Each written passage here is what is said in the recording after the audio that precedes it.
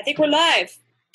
We're live. We're live. I'm going to turn off the music because it's like harpy music, and that's not us for right now. So, welcome to Critical Role. We are playing again on a Monday. This is going to be our new thing, I think, because this works out for our schedule so much better. So, welcome back, everybody. Welcome to chat, and welcome to our game. Before we launch back into play, does anybody have announcements or anything? There's like a conference this coming weekend. Oh yeah, there's something like going on in Seattle this weekend. Something's happening. I heard a rumor. It's something Roman. Yeah. Yeah, something Yeah. Roman sounding. Is it PAX? Peace. Peace. It's peace. Peace. Yeah. Peace I in think- the West. We're all going to be in the same room, like talking about stuff, right? Oh Yeah. God, yeah. Oh, multiple times. I think we're going to be in the same room a lot. Yeah, so I Yes. think between the four of us, do we have like 6 or 7 panels at PAX? Something like that. I know I'm on 2. Well, so I've got 5. Oh my God. So we got 6. 2, but one of those is the one that you're Right. on. So you know, 6. 6, and so I think- we got a lot of panels. There's between the There's four of us. panels at PAX with all of us on them. So Yeah, we got a lot of them. So if you're at PAX, come say hi.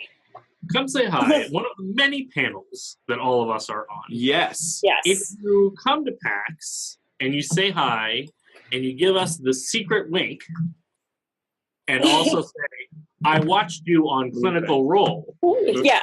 We'll know where you came from. Yeah. then we'll give you a high five or something. I don't actually have Yeah. any prizes or anything, but it would be awesome. It would be cool. Epic thumbs up. That if we do a thumbs up. Adam won't give you a thumbs up yes, unless you double earned thumbs it. up. Then he might give you a thumbs up. I might even give a double A double high five. Ooh. high five. Yeah.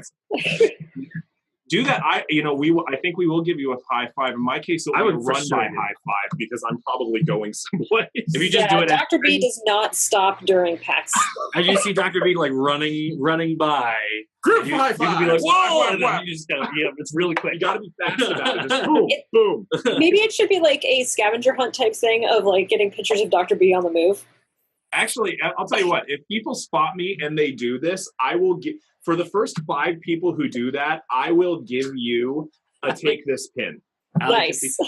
Way to do. Are you kidding me, Ali Kitsy? You gave a Moonfang Clan emoji? That's amazing. Yes. Yes. Okay, yeah. First 5 people to find me at PAX West and do this, I will give you a take this penny arcade pin. Yeah, that's a good deal. Do I Yeah. That's a really good deal. You guys don't get. Oh, I'm not we giving. don't get No. Oh, I need to get a pin. I hate being on this street. Ah, Hey, gonna work with these people. How else am I supposed to get that pin? Well, you can. I'm sure if you follow all of us on Twitter, you can find out exactly what our panel schedules are. I think we promote those fairly well. Yep. You can also come and find Adam and I, in addition to our panels, will also be at a table. If you've been to PAX West, we're right outside the Uncle's Games booth, Oh, nice. which is like a place where you can go buy games, and they gave us a table. So we're going to be right outside of there with a big banner that says Game to Grow and all that stuff, and we will be there a good portion of the weekend. Probably almost all week.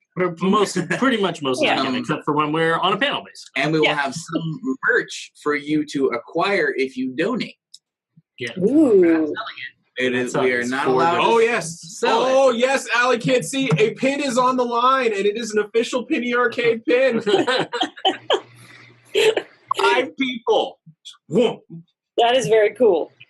I think Ali Kitsy will do that. Ali Kitsy's gonna find me. Yeah. Yeah, yeah. I think she's on I mean, Ali Kits has did the emoji for it. Like, that's pretty good. pretty good. You guys are hearing my cat lie to everybody and say that he is hungry and has no food. So He's a lying cat. he's a lying cat. That's a reference. That's a minor reference to Saga, if anybody's read Saga. Yeah, such a Um, good comic. Also, you can come and find Dr. B at some of the other things that you are doing, such as will you be at all at the AFK rooms? I actually I won't. You probably won't be? No. Well, you should totally go and visit. You should totally visit the rooms. AFK room in room 601 if you need a break at PAX. It is the most boring room at the show by design. Is that? Yeah. That's the promotion. No, that's exactly really good, right. Actually, I like that. At least it's quiet, and you can go there. It's quiet. It's like confusingly quiet. Yeah, but that's what's needed. So it's a good thing. That's exactly. Yep, you can follow us at TakeThisORG on Twitter. Yeah, and all of our past games, except for the one from PAX East, because I still haven't figured out how to use Final Cut Pro, are finally up on Twitter or up on YouTube. So I got caught up on uploading things. You can go and see those past games, and except for 10. I will get 10 up eventually. Maybe. Fun. Is 10 like season 7 of Doctor Who from like 1964? It just doesn't exist anymore. It does exist. I have the raw video files. And I need, all right, so here's the problem. I have 2 cameras. I'm pulling the audio from one, and I'm trying to splice the video, like do 2 shots and like figure out how to go between cameras, and I can't get that to go smoothly because of, I'm a psychologist, not a video editor. Yeah, when we did an Indiegogo to launch Game to Grow, we did, I think, a 3-minute video, and it took me like 60 hours of editing to put those. Sounds about right. Yeah. So I feel you. Damn it, Jim. I'm a mental health professional. I'm not a video editor. Yes, pretty much. The only other plug I've got is still that one Kickstarter I talked about, the Build a Cure the Bunker. It's funded now, which is awesome. It's a really fun game. It's got 36 hours left. So if you're looking for a cool cooperative deck building game, or not deck build, sort of deck building, but it's fun. So it's on Kickstarter. I'm not getting any plug for it. I just thought this was a really cool game. I'm excited, and I hope they hit their next stretch goal. Just nerding out over it. Yeah. That's fair. That's so awesome. Nerd out over stuff. Yeah, we're single boost cool stuff. All right. Let's do this. Let's do this thing. All right, who would like to give the summary of last game? All right, Dr. B, go for it. Okay, so as our heroes found their way to the city of Windhold, Immeral and the Moonfang clan met many people. This is like Pee-wee's Playhouse, isn't it? Yeah. Okay, the Moonfang clan met people from Immeral's past, including his pal. What Crispy? Yes, Crispy, who is now an aged baker with a big family of his own. But where we left off, Immeral has run into a mysterious figure named Daisy. All right, so we leave off. You all were down in the sewers. Daisy, having dismissed most of the people around, go ahead and start some new music here. Since we're in the sewer, how does it smell? It's not terrible, because actually, like, where you guys are is that's really loud. And our music is Sirenscape, and I'm still learning. How was somebody flushing the toilet in the sewer? Get this integrated well. The sound and going through. Yeah. It's not like fresh, but this is an area that actually seems to be more of like a subterranean city in a way. So it's with solid seeming stone walls, some doors and entrances. It looks well lived in. There's torches everywhere, pretty well lit. It looks like maybe once upon a time this was where water would pass through and could be like a place for people to come in and do some maintenance, but there's no water slipping through it now or anything like that. So it seems like this is a pretty good underground lair, if you will. I have to say, this might be the nicest sewer I've ever been in. It's so good. You know, if you put a potted plant over here. Now's not the time. Right. Just some windows. This woman looking over Baeridin and Gragnold in Elvish Emerald, she says, who are these two? Can they be trusted? Of course they can be trusted. Gragnold, I believe you would understand that, because I do believe Dawn speaks Elvish. Ooh. What they say. And I Does Don answer just back in translate? common, of course they can be trusted. And she kind of looks you two over, and Gragnold, give me I believe it is a wisdom saving throw. 21. What? All right. 19. Wow. That prescient. I think it's because this is an important moment. Okay. Is he really paying attention? Is this like the Terry Pratchett rule? And if it's 1,000,000 to 1 shot, 99 times out of 100, you'll make it. Yeah. Okay. Let's see. I need to look at something here. Give me one. I was gonna kill Oh, him. you're not Baeridin prepared. armor? Gosh, what? Oh man. And Baeridin, give me a wisdom saving throw. Baeridin has to do it too. You use the roll box. I should use the roll. That was a box. terrible roll. I got a 10. 10. What's Baeridin thinking right now? What's Baeridin thinking? Mhm. I actually think Baeridin's like really angry because this person by association stole Hobbs. Oh yes. And so Baeridin's not. He's generally pretty easygoing, but doing something like stealing Hobbs is not a good way to get onto his good side. So Never mind the knife at Immeral's throat. yeah, I mean that's bad too and stuff. But Hobbs, that's where That's where real he's. threatening. I mean, if they had like actually cut Immeral's throat, Baeridin would have been very upset. Yeah. Whoa. What was that? We were fully This prepared to is ambient. go to war. Wow. Yeah. We were like fully prepared to go to war, and it's maybe only like Tune in next time. Yeah. Imagine if you will. Group of adventurers come to a sewer. Not just any sewer, A but a sewer in your mind. Yes. Oh God. I think our minds are in the gutter. Is what we're saying. And you guys are literally in the gutter, though, so it's okay. It's true.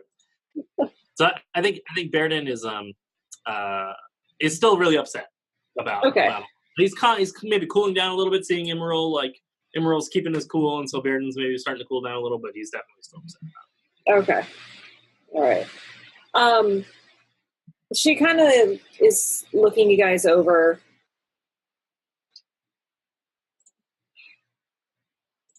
Come with me.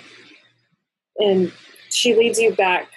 She opens up a door off the side of the main room that you're in. What do you guys do? Well, I take it all in, just see what's around us.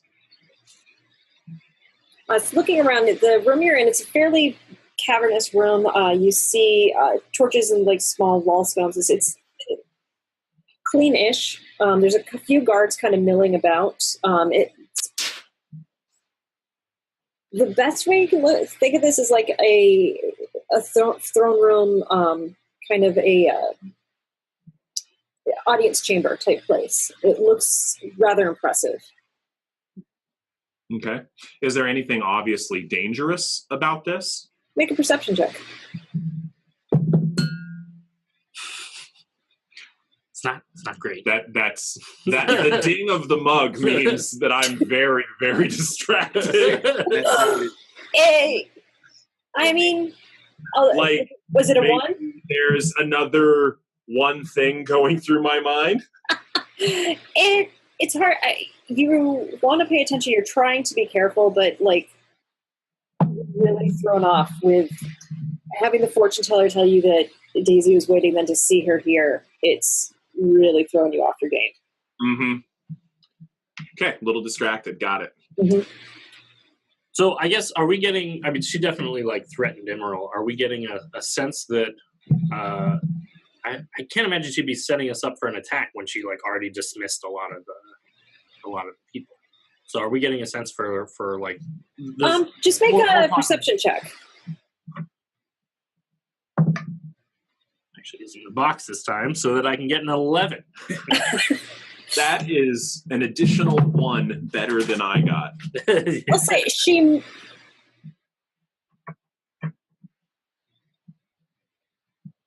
With the time that you've spent in the mountains, especially studying other creatures, she moves with a predatory stance. She seems to have her guard up pretty high, but she doesn't seem to be overtly aggressive right now. What you saw, she had her hood up for a good chunk of talking to Immeral, but when she brought her hood down, you could see, like, just in her eyes, she was pissed. Not like... She didn't seem to be threatened. She didn't seem to feel... it wasn't like a hostile, like, I want to kill you just for the sake of cold blood. It just definitely was like, I'm personally angry. Okay. In that case, I think Baeridin will go with, but he'll let Immeral kind of take the lead. Like, knowing this is probably a personal thing. Yeah, Gragnold is still very wary of everything that's going on here. He's got the hilt of dawn in his hand. Okay. So you guys follow into the room she's leading into? Mm-hmm. As you guys come in, she holds up a finger and closes the door, and you see her run her hand over a rune on the door. I'm specifically paying attention to how she's doing this. Okay. And you see the room kind of glows for a moment. Okay, there. No one can overhear us now. Explain yourself. What, in a philosophical sense? It's been 60 bloody years. Yeah. Why are you showing up now? I have questions. They're helping me.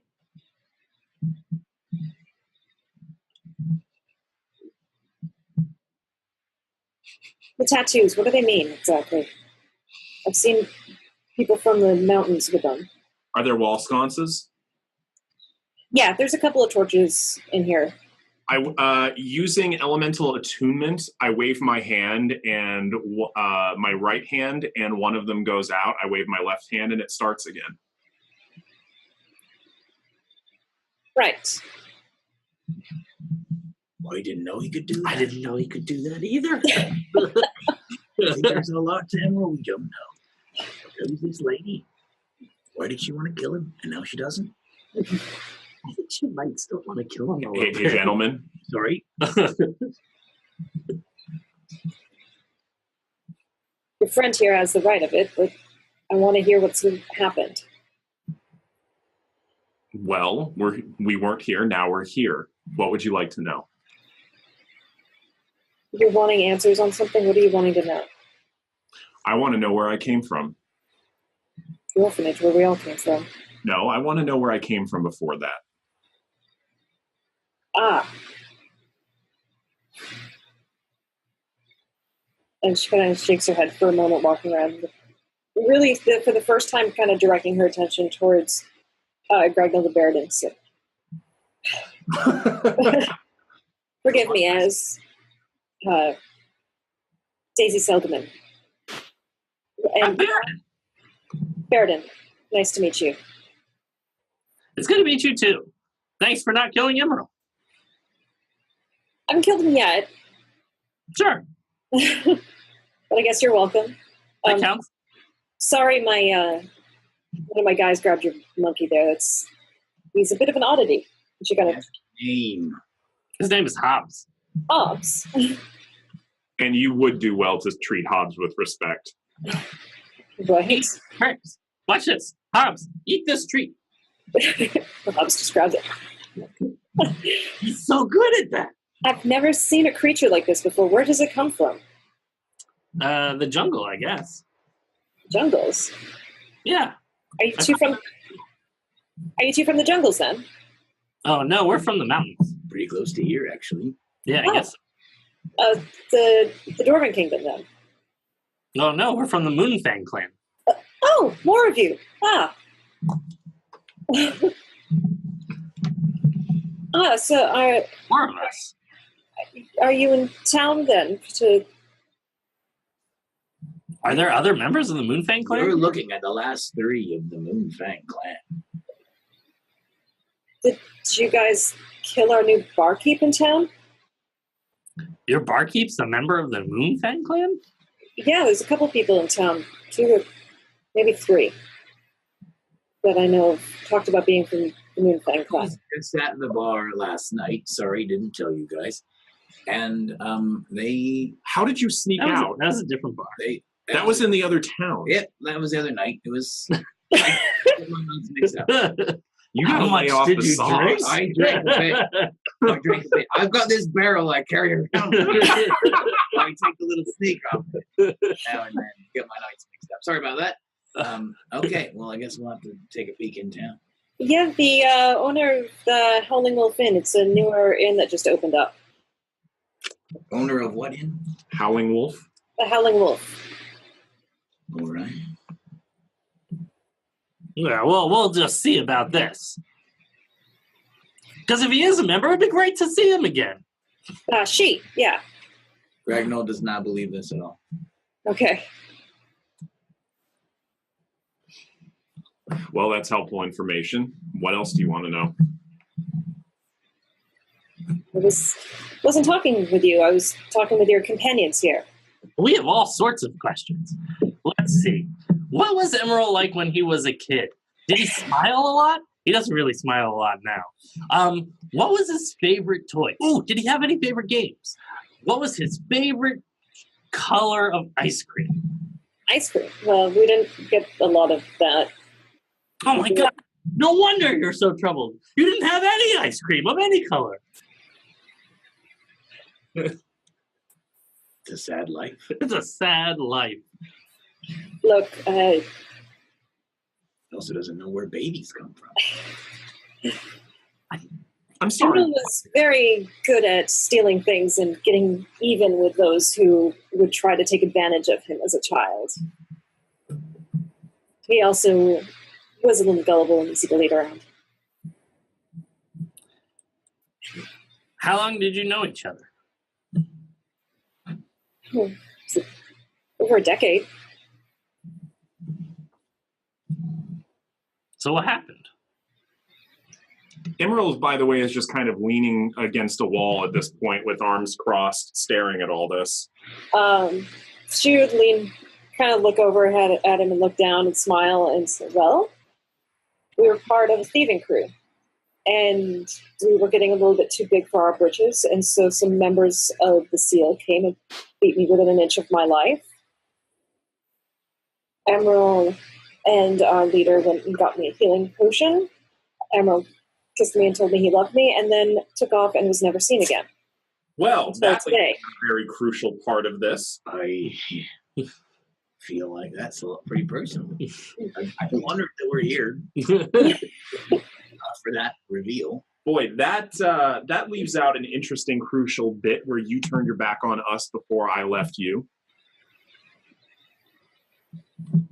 I hadn't done anything yet before you left. You aligned yourself with the Thieves Guild.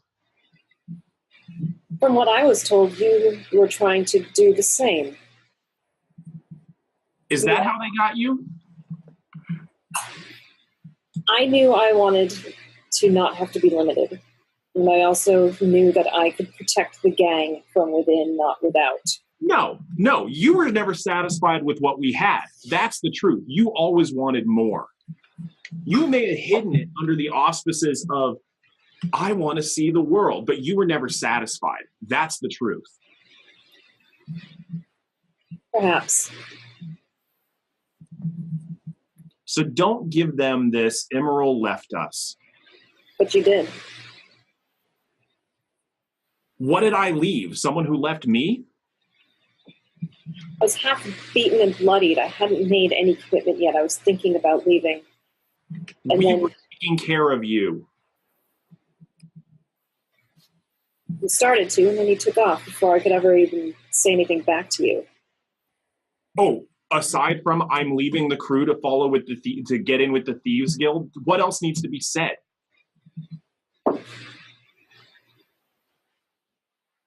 She just kind of looks at you and shakes her head. Perhaps you remember things differently than I do.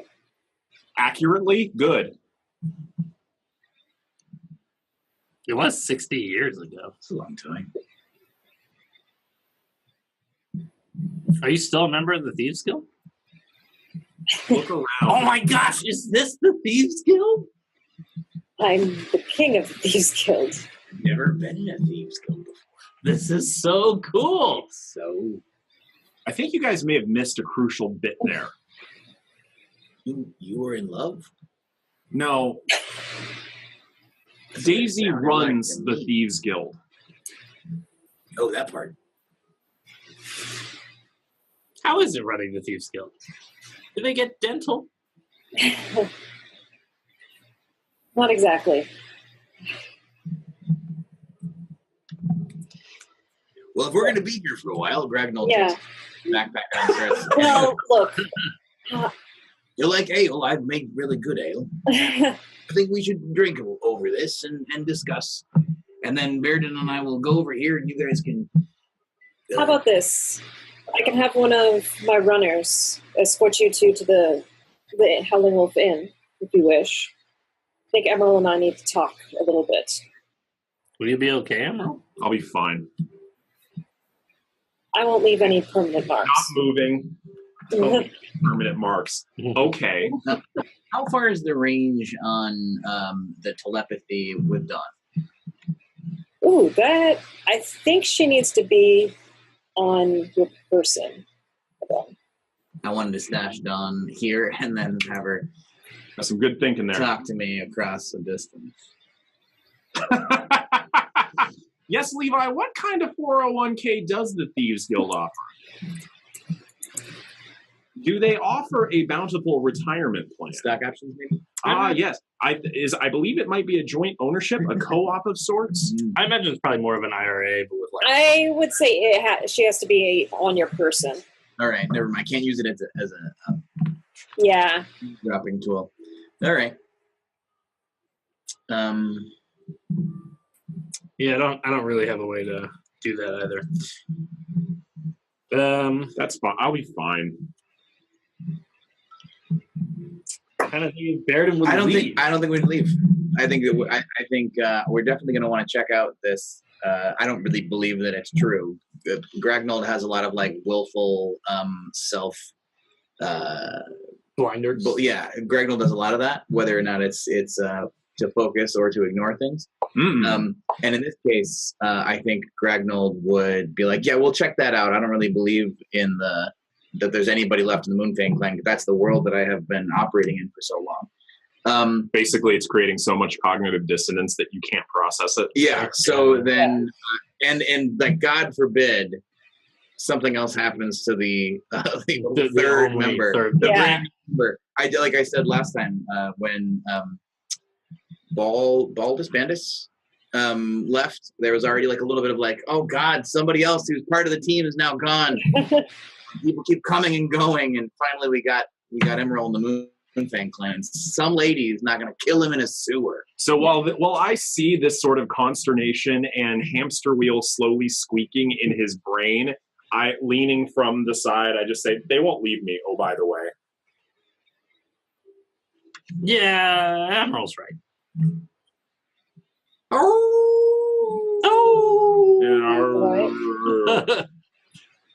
They stay loyal more than I can say for you. We're a clan. Mm-hmm. And whatever personal information you have to say about Immeral, you can say in front of us. Sadly true. We're all ears. The information I have is personal to me. No, I don't. You're not part of the clan. I don't know how to deal with that. Guys, can you wait outside the door? Mm-hmm. All right, but we'll be right outside the door. Gragnold, we're gonna wait outside the door. Go. No earmuffs. Is there anybody on the other side of the door? No. And one of the things you guys you would have noticed this too, when she activated that seal on the wall, like there was sort of like this dampness, like getting shut into a soundproof room, essentially. It's like on the ears. Yeah, sort of lit. It's like just soundproofing. But I'll tell you what. Before they leave, let's release the soundproofing. They'd like to keep at least an ear on if I scream. Oh. Look.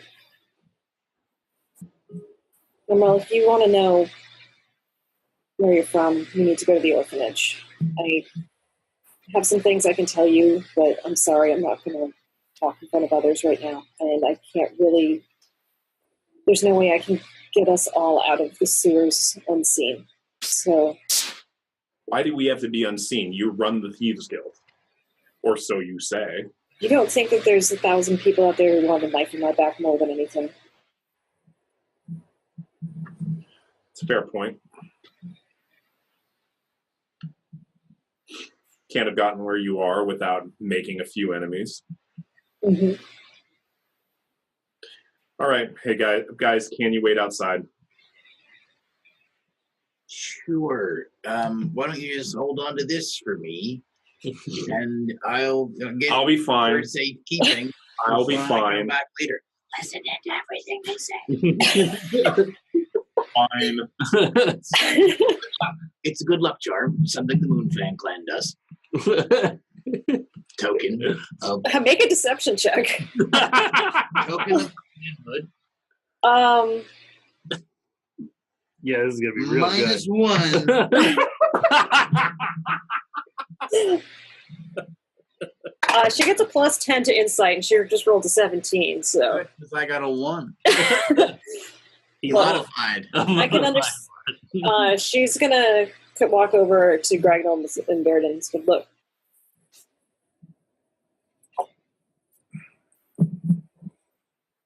I can get it, but you don't trust me. I get it.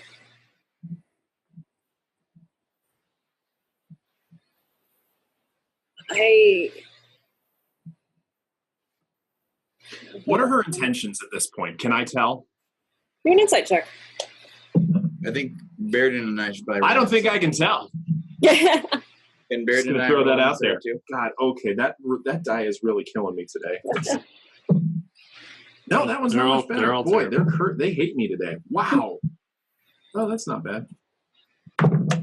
Jesus. Okay, yeah, no, I can't tell. Did you let me roll? What'd you get? Can I roll insight? Yeah. Okay, I didn't hear a confirmation before I rolled it. I got a natural 20. Nice. Okay, yeah, no, I rolled a 20 before I got confirmation. yeah, no, I had said you could roll it anyway, too. She's seeming earnest, what's the best way to put this? Mostly I'm concerned that she's going to kill him while we're out of the room. You're not getting the sense that she wants to kill him. She let you know why she was pissed. She is,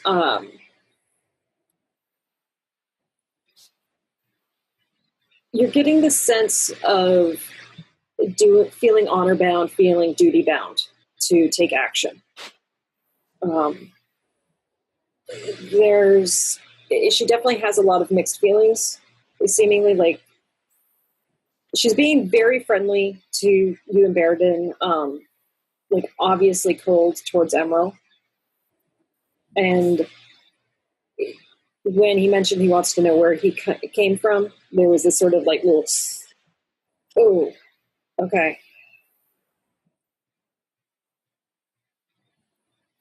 I understand mixed feelings. You look complicated.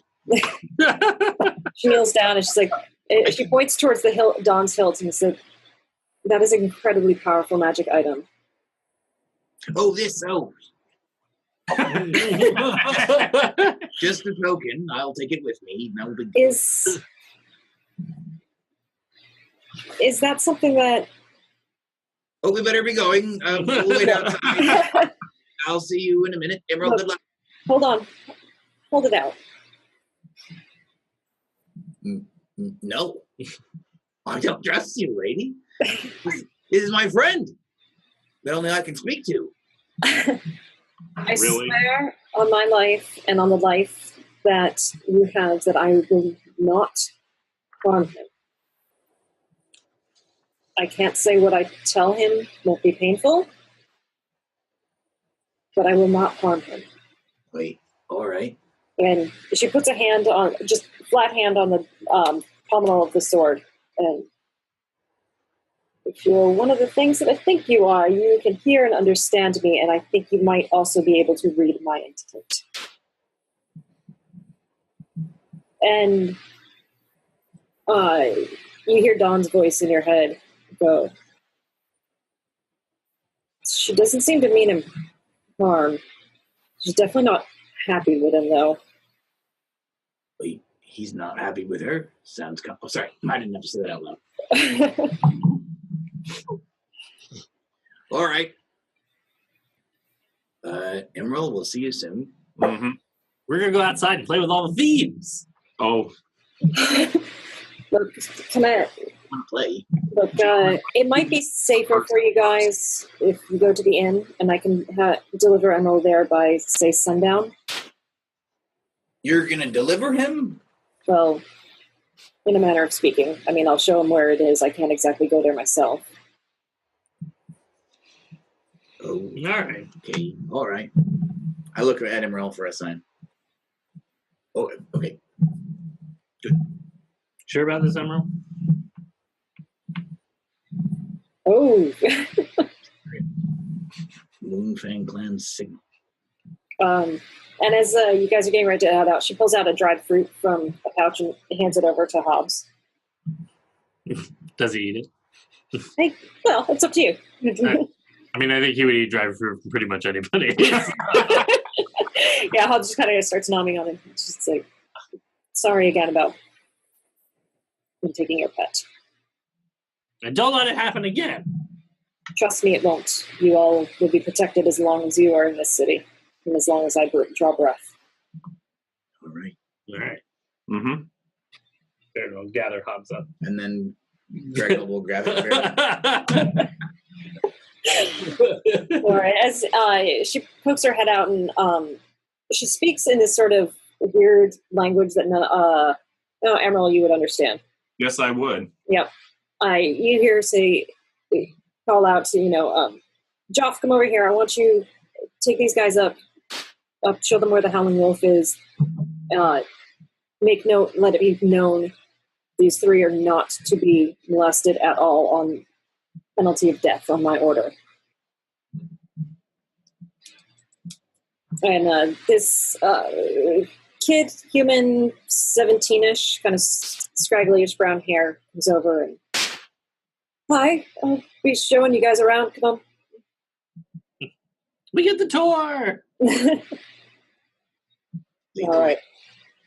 We follow. All right. Is it okay if we do Emerald first, and then we'll come to you guys? Yep. All right.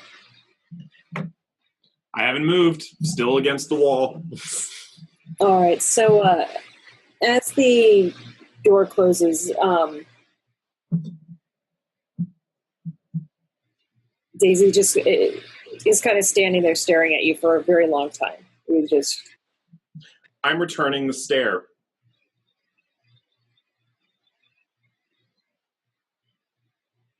So, are you not able to come back before now? Didn't want to.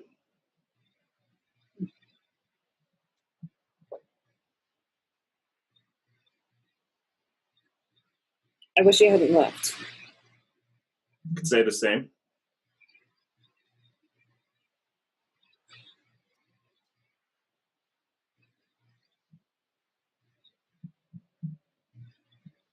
I hadn't thrown in with the Thieves Guild before you left, but once I was healed up, a couple other gangs got hit, and I was getting worried for us, so I felt like I had to. Then you're right. I do remember it very differently because I remember you specifically saying that you're going to join up with the Thieves Guild, which is why I left. You haven't ever BS'd something to sound stronger or cooler than you were? Didn't need to. I had someone like you.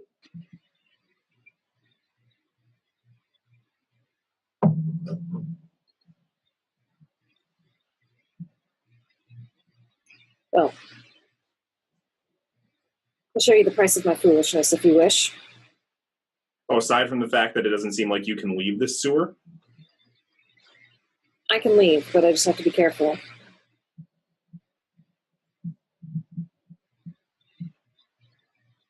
So what's the price of your foolishness? Immeral, I need your word that you're not going to use anything you see today against me. There is more at stake than you can ever imagine. Well, I've left you alone for 60 years. What's another? I'm serious. So am I. The Lord Protector of this town is a fool. She does shit. Sounds like a politician. Yes. If I were to be taken down, this town would fall to chaos very quickly. It's being held together by a thread right now, but I'm working to thicken that and turn it into something strong and stable and lasting. If you have harboring any anger towards me is one thing, but threatening this position that I hold, look, I don't necessarily care about it for me, but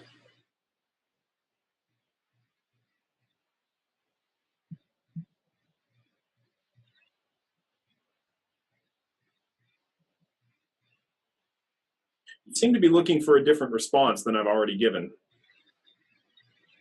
I want you to understand, you don't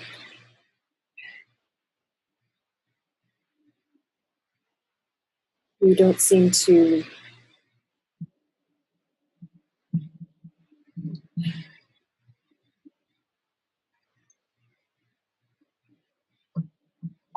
care. Would be the first thing I would say. Well, I don't have the luxury of not caring about anybody anymore. Well, I'll tell you what. I will point out the idea that if I didn't care, I wouldn't be this angry. Fair.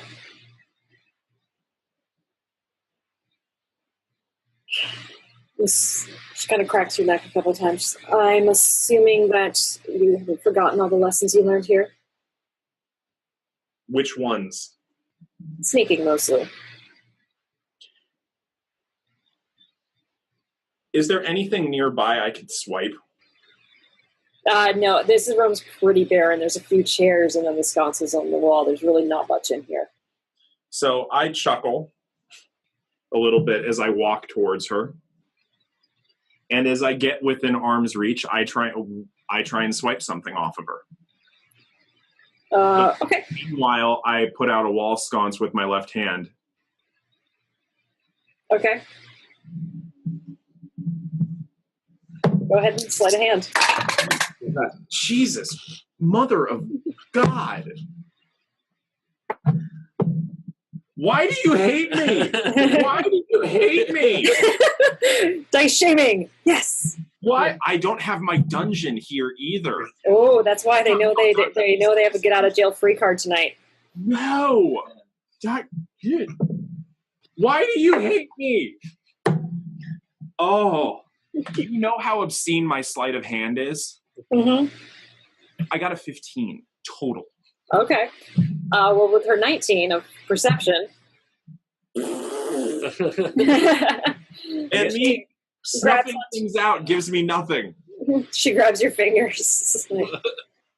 And as she's looking at that, I try and go for it again while she's distracted. All right, go ahead.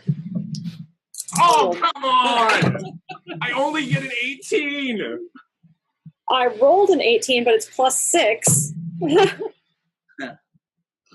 So I guess the answer is yes, you forgot everything.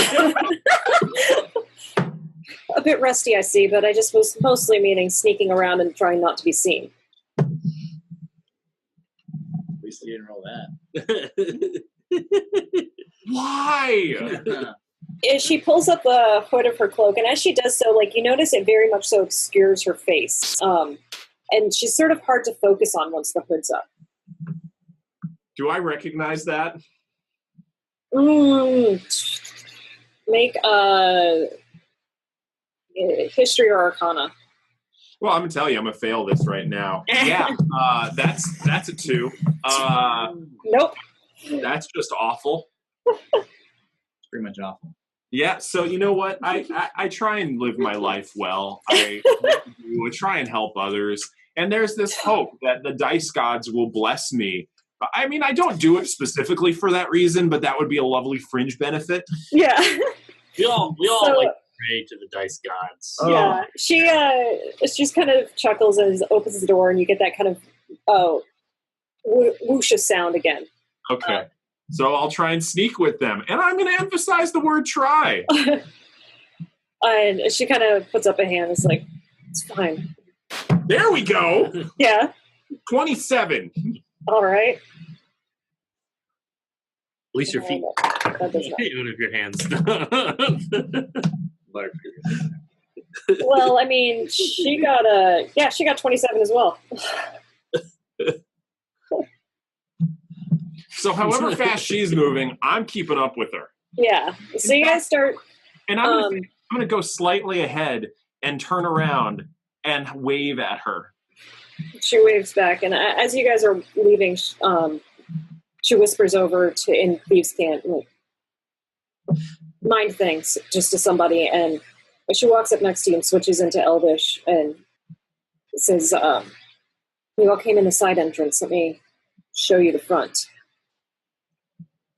And she leads you down a few pathways, eventually winding down to this area you had been told of, but you had never seen before, which was the entrance to basically to the Thieves' City. Huh. And welcome to Thieves. Yeah, welcome to Thievesville. I actually imagine it would have a sign, abandon all loot ye who enter here. It's more of abandoned hope in a way. You see lots of pikes with heads.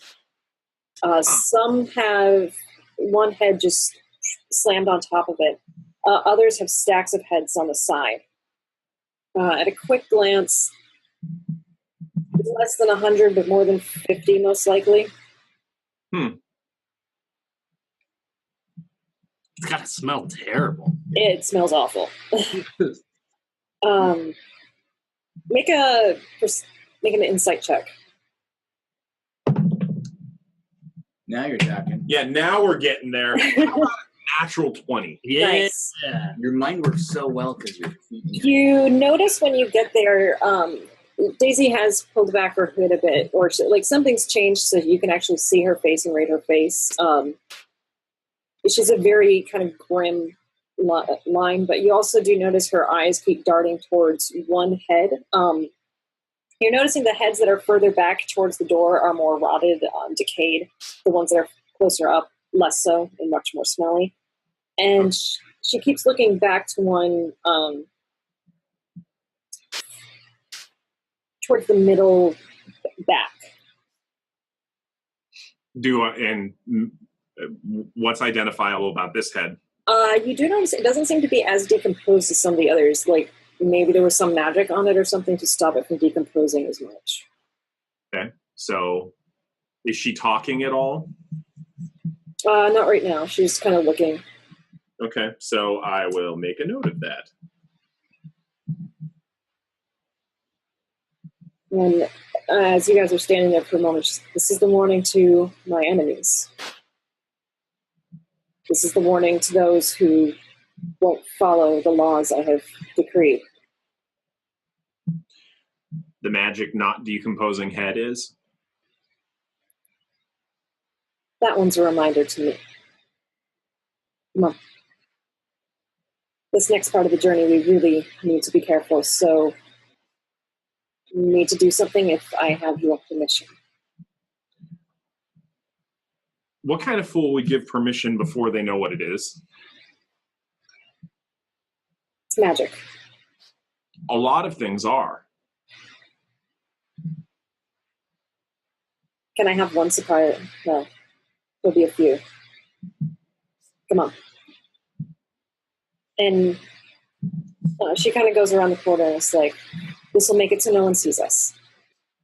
and holds her hand out. And in her hand is Nothing.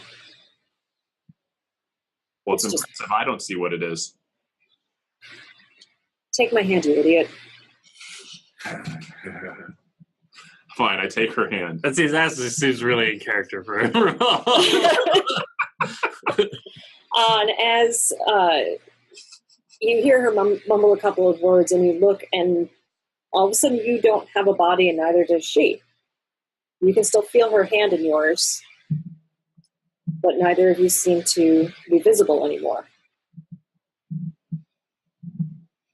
And as she's holding your hand, she quickly slips into hand signals that you guys used to use when you were working the streets together of, stop, go left, go right, pause here. And she leads you out of the sewers onto the streets. And get back here. Getting up into the city streets, you guys start to wander through. You guys actually pop out. Where did she have popped yet? Over on east side, but more towards one of the gates. And she starts leading you, winding up through the streets, eventually to past a lot of the guilds and into a, almost like a, lack of a better description, almost like a mall, a 2-story area with a few different, very small shops. You guys are very careful not to jostle anybody as you're going up the stairs.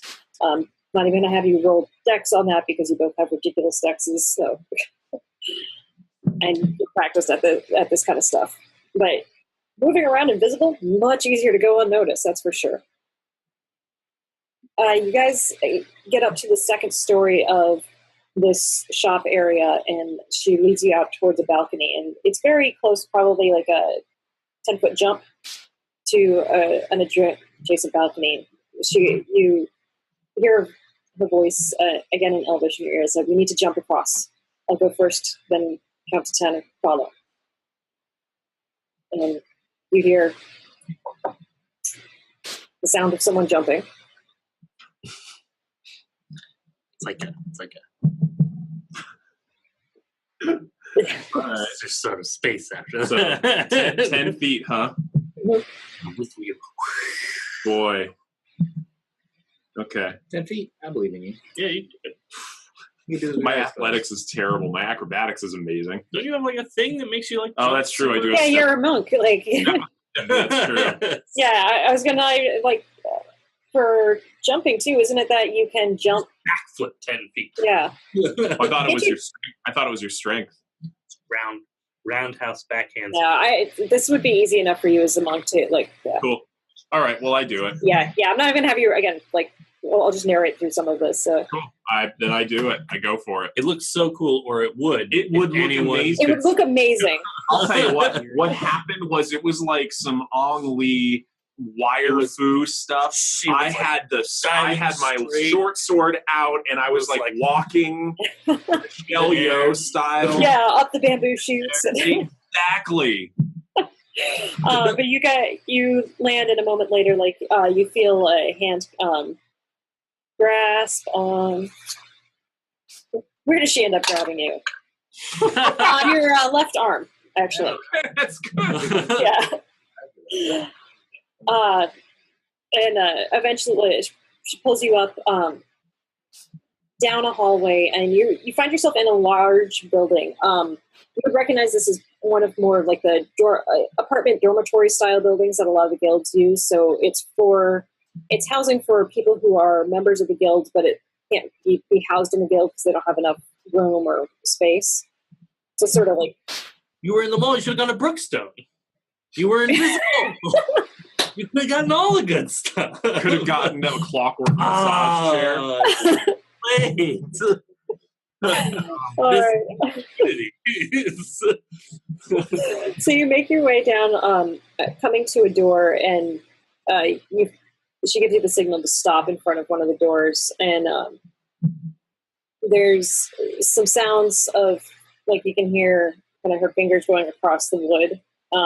Seemingly, you hear it kind of up top, down, and below, and then the lock opens up. You hear the sound of a key, and the door opens, and then she grabs at you and pulls you in. Closes the door, and you hear it bolt again, and you both become visible again.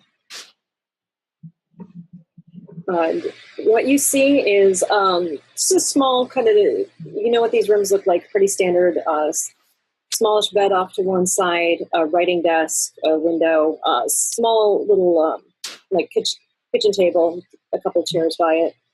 You notice that the window faces out towards a familiar sight. You see it. She has a view of Oakleaf Orphanage. Mm-hmm. And you can also see that the desk is set up so that she can look out the window and see the door when seated at the desk.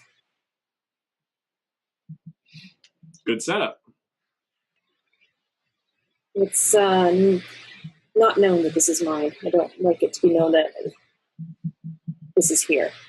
It's a risk, but it's one I'm willing to take. So your sentimentality runs that high, huh? If only you knew. Well, Oakleaf's not such a bad place. So you're showing this to me, why? A few reasons. I've been working really hard to keep Oakleaf open and keep it safe and better than when we were kids. How does it look? How does Oakleaf look? You look around. Go ahead and make a perception check.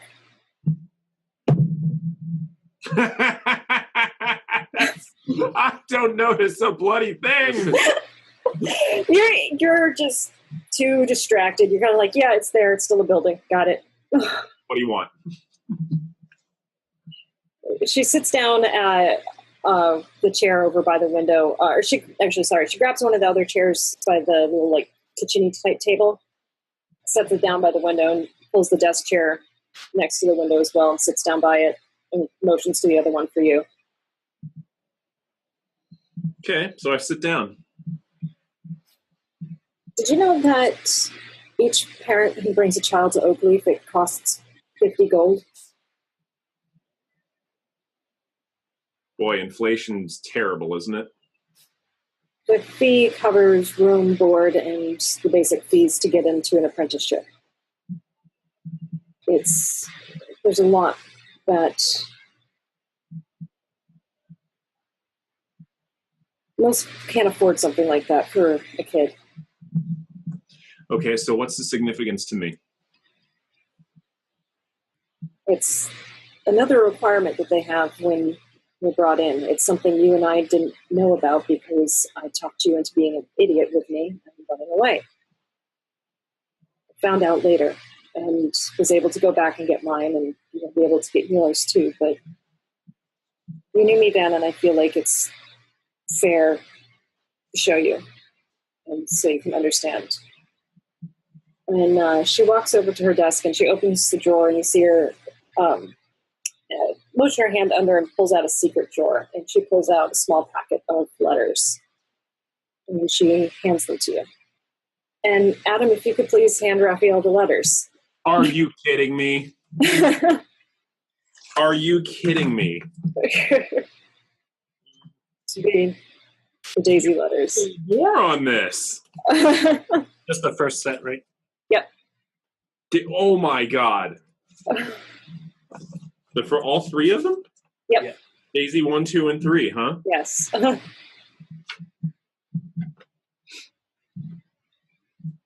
have no idea what the letters say. I did not read them. Good for you. Read it out loud. My little girl, my light, my flower in the meadow. I hope someday you can forgive me. Trust me when I say that I never wanted this for you. I dreamed of raising you out of the woods, under the open sky, with endless trees as your walls, with your mother's laugh and smile brightening every day around us. It is not to be. I was born in a small town from here. I never felt at home behind walls and under a roof. The wilds of the forest always called to me. I spent my adult life wandering the woods, caring for the land and animals there. I expected to spend my life alone and unattached. I often traveled in the lands of the elves. One of my walks one day, I happened by an elven woman. She was the most beautiful creature I've ever met. She moved with the grace of running water. She never seemed to step. It was always as though she glided every move. I felt right clumsy oath next to her, and I will never understand what it was she saw in your paw, but she saw something. We fell in love and soon learned you were on your way. Her family was not pleased, to say the least. Pregnancy is hard for elves, and more so when the child they carry is half-elven. Your mother was so weak that we had to beg her family to take her in. By then, I fear it was already too late. You were born under a crescent moon. I was allowed to be with her as she named you after her favorite flower, and I held her hand as life escaped her body. You and I were not welcomed among the wood elves and were turned out with nothing but a nanny goat to provide for you. I didn't know what I was doing. The wild is no place for a babe. I had a friend in Windhold and decided to see if I could find work and a proper roof to have over your head. I had no one to watch you while I went to earn coin. I tried for over a month. There were too many times that there were near misses. People trying to snatch you, or danger finding a young one as it does. I sold my bow to pay the fee for Oakleaf. Seems like a good place, better than any I seem to be able to provide. They tell me I might even get to see you now and then, and it will do my heart good. Know that I am out in this city, being behind walls and under roofs, so I can remain as close to you as possible, my little light. I love you, my little daisy. P.S. My name is Henry, and your mother's was Madini. Miss Weeze tells me that I should include that in here. First letter. Do you want me to read the other two? Go ahead. Okay. She hands all three to you.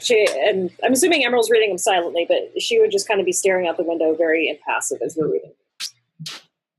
Daisy. I am ill. I hope that I recover, but I have never felt like this before.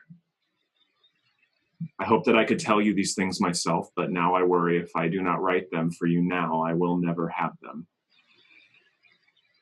Do not try to go to your elven family. They threw you out when you were less than a week old.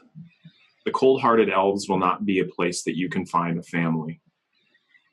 I fear your mother, Madini, was the notable exception among her people. I have a brother, though I have not seen him in over 2 decades. I do not know if he's alive or dead. Our parents died when I was 14 and he 20. I lived with him for a bit after their passing, but soon took to the wilds. The trees and the open lands were ever my home. Our family's name is Aaron. Your uncle's name is Paul. The last I knew, he was living in Gaffal. I've sent a letter to him, but I never heard back. I'm sorry, my girl. I wish I could say you had a grand, big, loving family, but you do not. Madini and I talked so while she was carrying you, discussing the life we wanted to build for you, teaching you the ways of the open sky and the wild land. Corlone is supposed to be loving and a kind God, but I do not know why then he turned his back on you or your mother. I hope that I recover soon so I can see your wee smiles again. God, that's just...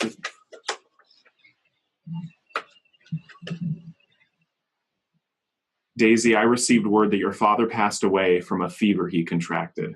His friends buried his body outside the city in a protected woodland area and had placed daisies around his grave per his last wishes. Below is how to find his grave site should you wish to do so, Miss Weiss.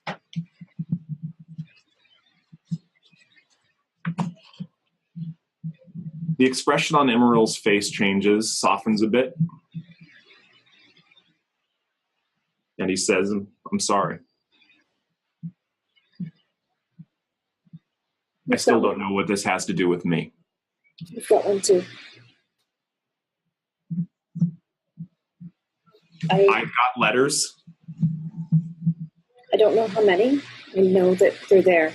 The Swee's still there when I went and collected mine. But she's Still alive? not anymore. I got those 40 years ago, I think. She was getting ready to retire. I asked if you had letters, and she said that we did, but she said each letter is kept in a small envelope thing that I don't remember exactly, but she said basically that if anybody who's not the person it's intended for tries to open it, it'll burst into flames. I think she was full of it, but I didn't want to risk destroying your letter by trying to snatch it.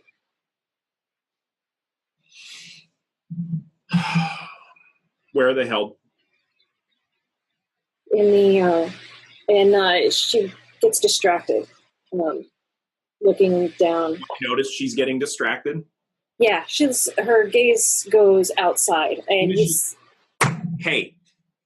And she holds up a finger, and you look down and you see a bunch of kids coming out of the orphanage. You recognize the uniform, very similar to what you had to wear as a kid, plain trousers, white shirt. But you do notice like a couple of significant changes. All the kids are wearing shoes. They seem to be like kind of plain wooden clogs, but they're wearing them. And give me a perception check. 12. Between how Daisy's acting and the family resemblance, you notice a small boy, 8 to 10-ish, with very curly brown hair, walking along, and Daisy's gaze is just completely transfixed on him, watching him as he walks by. Who is he? Emmett. And her voice sounds very choked up. And who is he to you?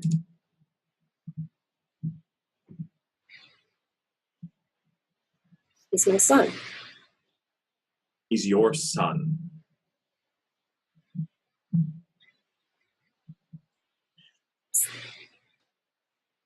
He's going to have a stack of those. Read at least twice a month.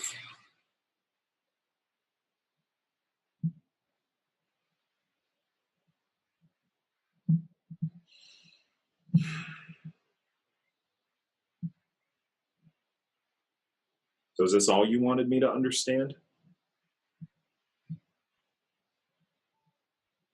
Didn't want to send him there, but the day he was born, I had to murder 3 people who tried to kill me.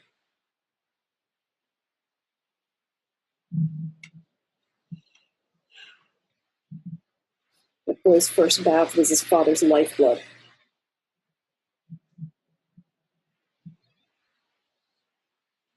I dreamed of a life of grand adventure. I was an idiot.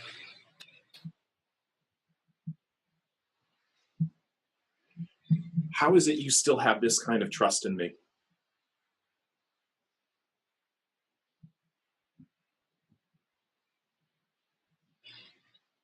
I've had no one. You could have. I know.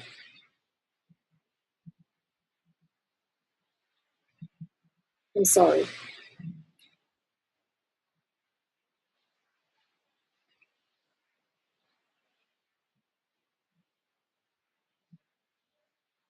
Good to hear.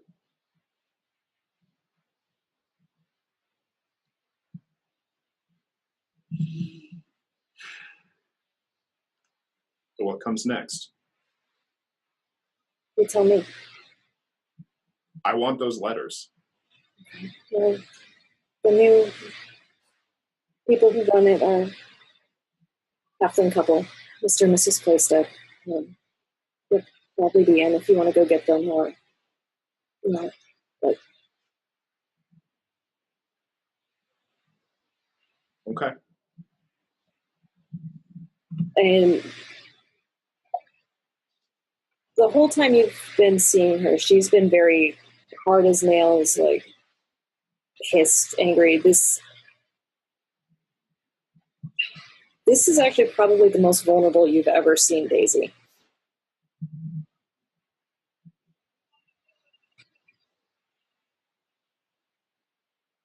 So am I free to go? Just be careful you're not seen. If you want to see me again, but if you don't, I'd understand.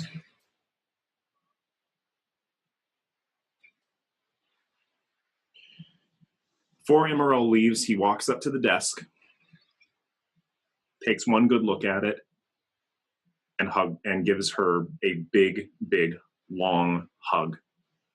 Doesn't say anything.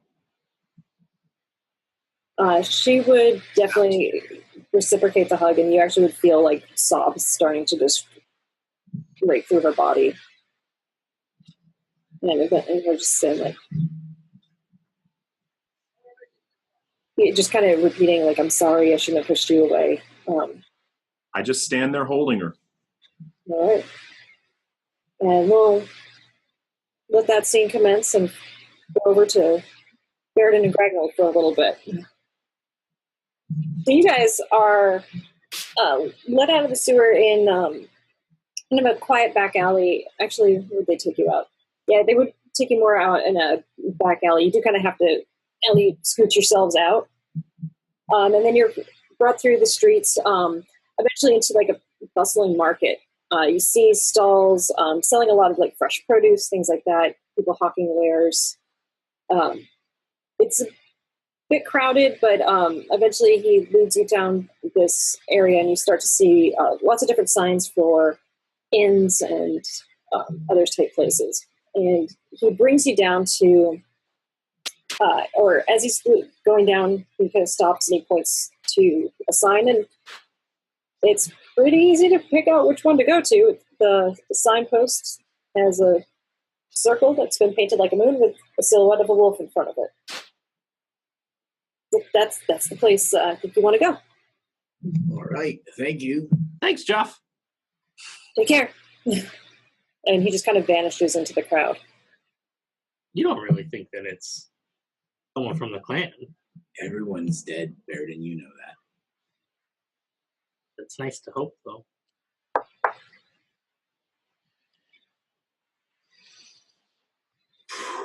All right.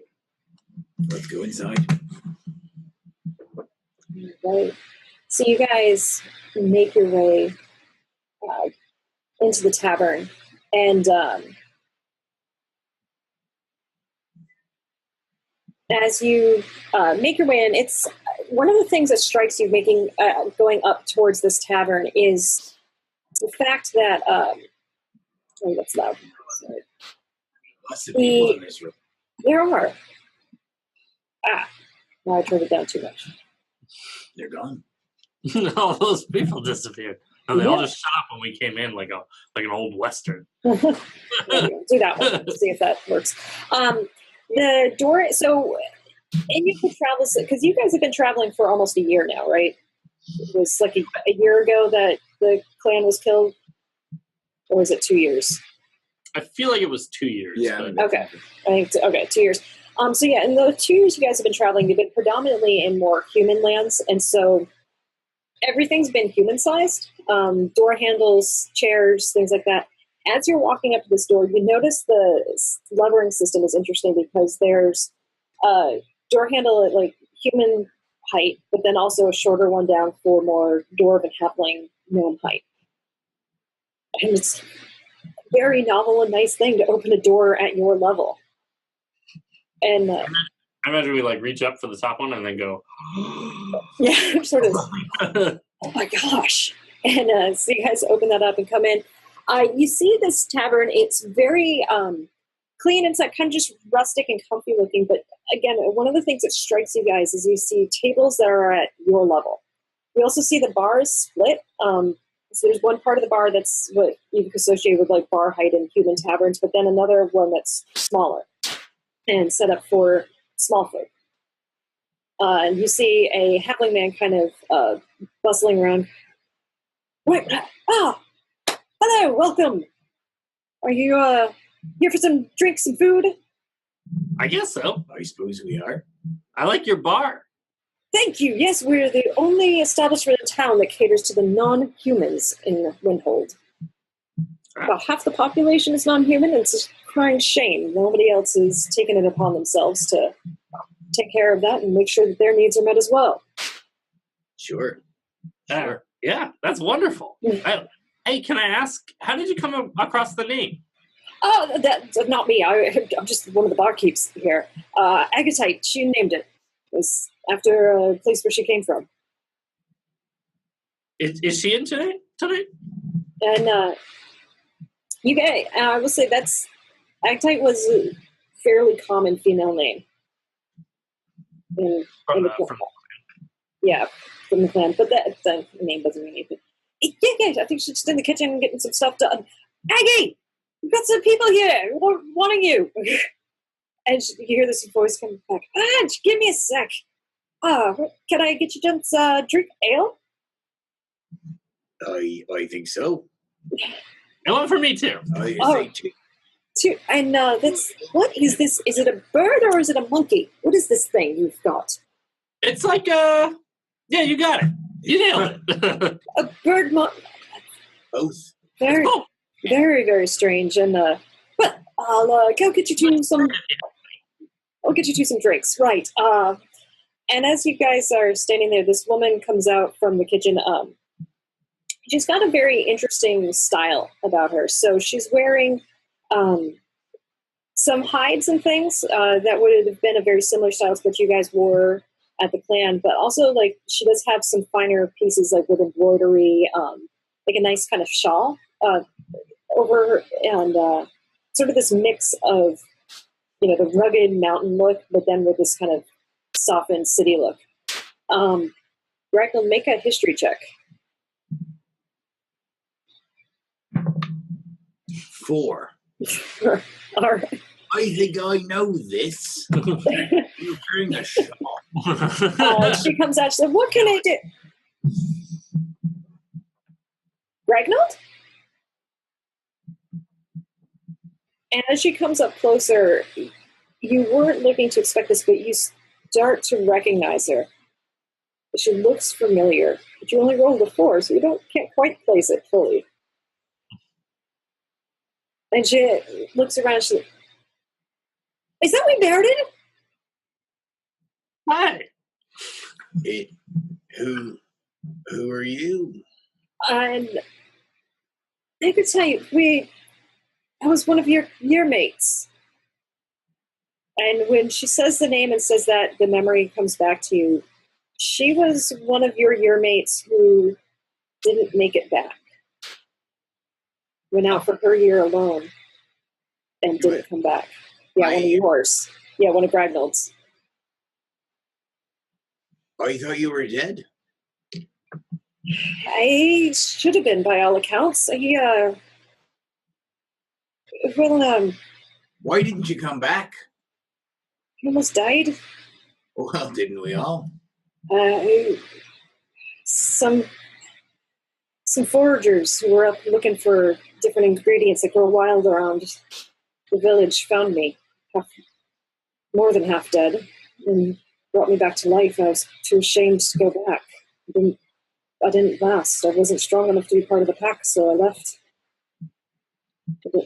I met up with a couple others and been down here. Why did you leave the pack? I wouldn't think you would leave. You don't know anything that's been happening, do you? I've been down here. We should talk. Right. We got to get Cole. He's got to be... Gragnold is very conflicted about this person who left the pack. All right. There's like some real loyalty issues that Gragnold totally has with this lady not coming back.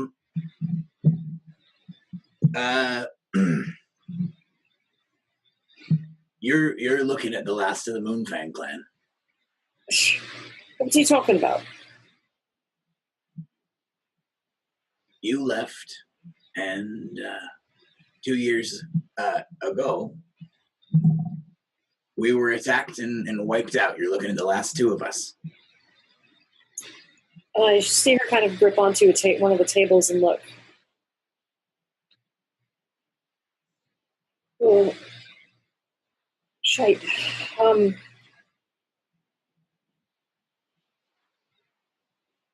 That's... It looks like not everybody was as strong as we thought. It wasn't just you. Well, I'm not alone either. That helps. Looks like you've got yourself some city living. Yeah. There's a few of us. What do you mean, a few of us? It seems during the year, some people get rescued, some leave. I haven't found any of the ones who left yet, but I became friends with some foragers who go through the mountains getting some of those like, mushroomy things that are up high. Mushrooms. These would be like a... It's called a mushroom. Yeah. Well, you would have figured out like that they're a very rare truffle, but you guys found them just to be very common. So, like, it's sort of like lobsters used to be. Food.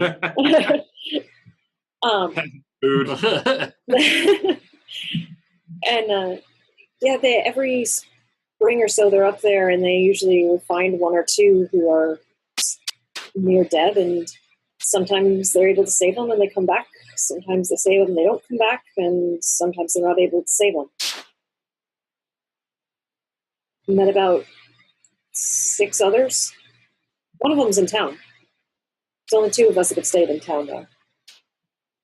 Gragnold, we need to meet him too. Or her. Him, Cole. He's actually running a shop in town, a general goods store. These are all members of the Moonfang clan who left. Well, Who didn't make their year, and now we're supposed to go find them and give them hugs. you don't have to be an arse about it. Look, I don't know. I don't know. Gragnold, they're members of the clan. They left. Baeridin, they left. They weren't there when we were attacked. But the year is hard. Not everyone makes it. I know. I wasn't sure I was going to make it. But you did, Baeridin. No, I didn't. you made your year. You made your I year, did. Gordon? The attack happened while I was on it. All right. I suppose we should meet the rest of the dwarves. Right. And she calls over to Katie, who's kind of helping clean up, and she's like, "Hey, go tell Cole that there's some other Moonfang clan members here. Have them come over quick, please." Look, Gragnold, if they hadn't found me and rescued me, I would have died on that hill.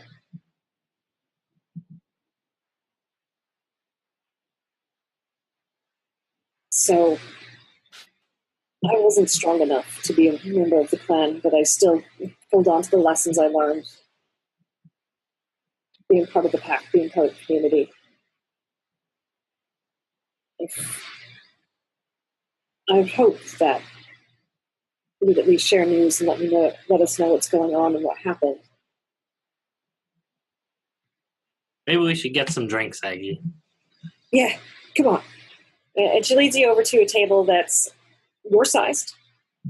And I've got an ale that I think you might like, Gragnold. You were always working with Radnik, right? Yes. I have made an ale that it's not as good as it. I don't think it's as good as his, but it's close. It's as close as I've been able to get. And she runs behind the bar, and she comes back with 3 tankards and sets them down and pushes them in front of you. And or she would have grabbed a 4th too. And she sets it in front of an empty seat. Tasting it, it's definitely very reminiscent of what you guys drank in the mountains. Because I recall, you said that it was more bitter and flavorful. Was the flavor that you guys would go for? Yeah. There's some bugs in it. Yeah, little bugs in it and stuff. And everything you've had in the human world, just, I mean, it's, by all intents and purposes, it's technically like a little bit better in some ways, but not like, you guys felt like the ale should almost like tell a story and be powerful in that way. And so this has kind of those earthy undertones to it. It's not definitely not nearly as good as what Radnick would make, but it's in that vein, and it's you feel like it's a good attempt, but you could probably do better. All right. I'll Gragnold will drink it and drink it slowly at first, and then as it is like the taste of home, we'll down the rest of the mug and put the mug down on the table and look at her and give her kind of a approving slate nod, almost an Immeral style. I learned from watching you. I got it from you. Every episode, there's got to be one. Where's your pineapple, people? It always comes back. All right, and you see this as you give her that nod. This tension kind of leaves her body, and like she seemingly wasn't too sure if she should have been talking with you guys or anything. And after like just a minute or so later, the door bursts open, and you see another dwarf. This one, both of you immediately recognize as the one she called Cole, and you do remember him. He's got darker coloring. He was another one who did not survive his year. And he comes up and he's like, "Whoa, what's brought you two off the mountain?" Cole? Baeridin, how are you? He goes over and gives you a hug. Baeridin will hug him back. Yeah. And if he looks over at Gragnold, Gragnold? Word doesn't travel, does it? Word of what? Moonflame Clan was killed. What? And Aggie kind of nods. She said, "I was waiting till you got here. What happened?" The clan was attacked. Driders wiped out every one of us but the two that stand before you. Everyone, even Chief, thought nothing could bring her down. It's Cole talking. She always seems Every so one of them. intimidating. There were a few bodies we couldn't find, but no sign of them living. You see When we Aggie. found out that you were here, well, we figured we owe it to you to at least let you know. Well, there's a few of us who, like I said, didn't survive the year. Several of them are helping out in different ways. A couple are doing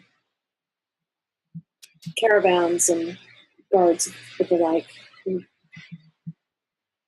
tried to band together. A few tried to make a home with the dwarves down in the Dwarven Kingdom, but yeah, you're jerks.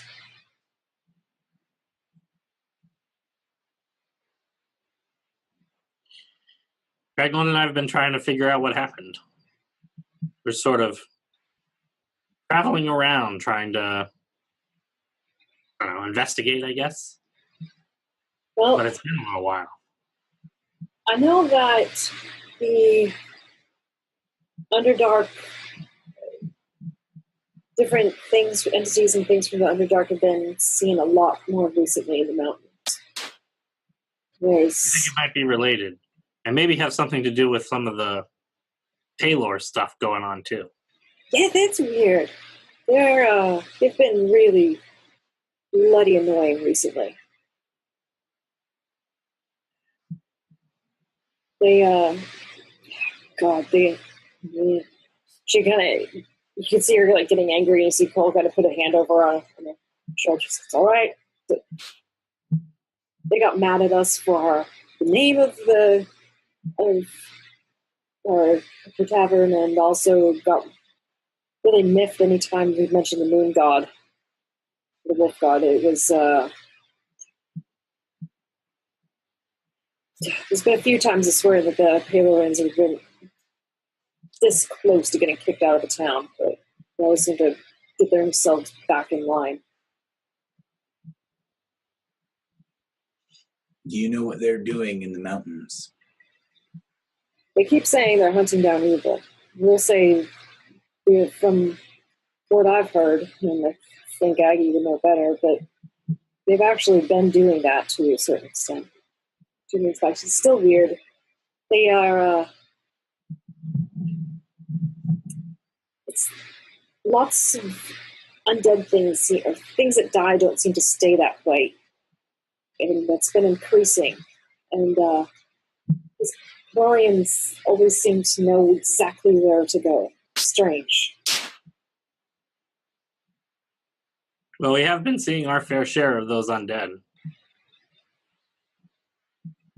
Where have you all been for the past 2 years? This happened 2 years ago. Everywhere, I guess. We've been, I didn't know anyone survived, so we've been trying to find a new pack. We've got one. Oh, He's yeah? a snow-faced elf with a heart of gold. Oh, an elf. That's an interesting one. Usually don't find them to be too amicable. She kind of looks down. She hasn't really met any. They don't leave their homelands very often. We figured it was about time somebody other than a dwarf joined the clan. Fair enough. Well, and as you guys are looking around, like the bar's starting to get busier. You're seeing more people coming in, but not human. You see several Dragonborn come in and take up one of the like human-sized tables. But you can see like they've got special chairs cut for their tails. And then there's several gnomes that come in. You hear them starting to talk shop as they go and they grab their ales and sit down at some of the smaller tables. You can see some of the tables are higher, but they have special seats for shorter clientele to come up so that they're not like sitting like with the table right here. And this tavern slowly starts to fill as you guys, they start to kind of tell you a little bit about their lives and about coming down off the mountain. Seems what happens is the traders who come through often will run into the pups as they're on their year out, and the ones that have been ill, sometimes they'll try to nurse back to help. A lot of times, by the time they find the ones who are ill, they're incredibly starved, dehydrated, and very, very sick. And so a lot of times it's, by the time they're conscious enough to make a decision, they're pretty far away from the plan. And so if they were to want to make their way back, they'd have a long backtrack. And it's so hammered in your head that you have to do this on your own, survive on your own, that it seems the sentiment, from what Agatha and Nicole were telling me, that the sentiment among the ones that they've met has been, I actually died, and I've just been given a second chance at a life that's a little different. And so they felt like they couldn't return. So the secret thing that happens in the Moonfang clan is that some of the elders go around and actually help the pups. Like what Gragnold was doing the night of the is like secretly stashing a little bit of food around, or like helping them find water or things like that. So this is like the fact that these foragers have come along to like help them is really affronting to Gragnold, because Gragnold like wants them to think that they have made it, because it helps the pups build this like identity of resilience. And these guys people have come in and like saved the pups when they didn't need saving, and just took members from our clan. Yep. Like this at all. And one thing that they do say is that they've heard about a few people who just decided to leave and just run away. Yeah, that they don't belong in the clan. Yeah, and they, Agatai Cole, and the ones that they have met that were rescued, haven't met any of these guys themselves and don't feel very kindly towards them. They all feel a little bit ashamed of themselves for having been rescued and leaving the clan in that way. Right. And I think Baeridin didn't know that the elders helping clan members was a part of the whole thing. it's not officially. So like Baeridin, the idea that like you don't make it, like some people don't make it, is just like the instilled in the younger members of the clan kind of part of that. So Baeridin doesn't hold any of the like aggression that Gragnold has for any of that.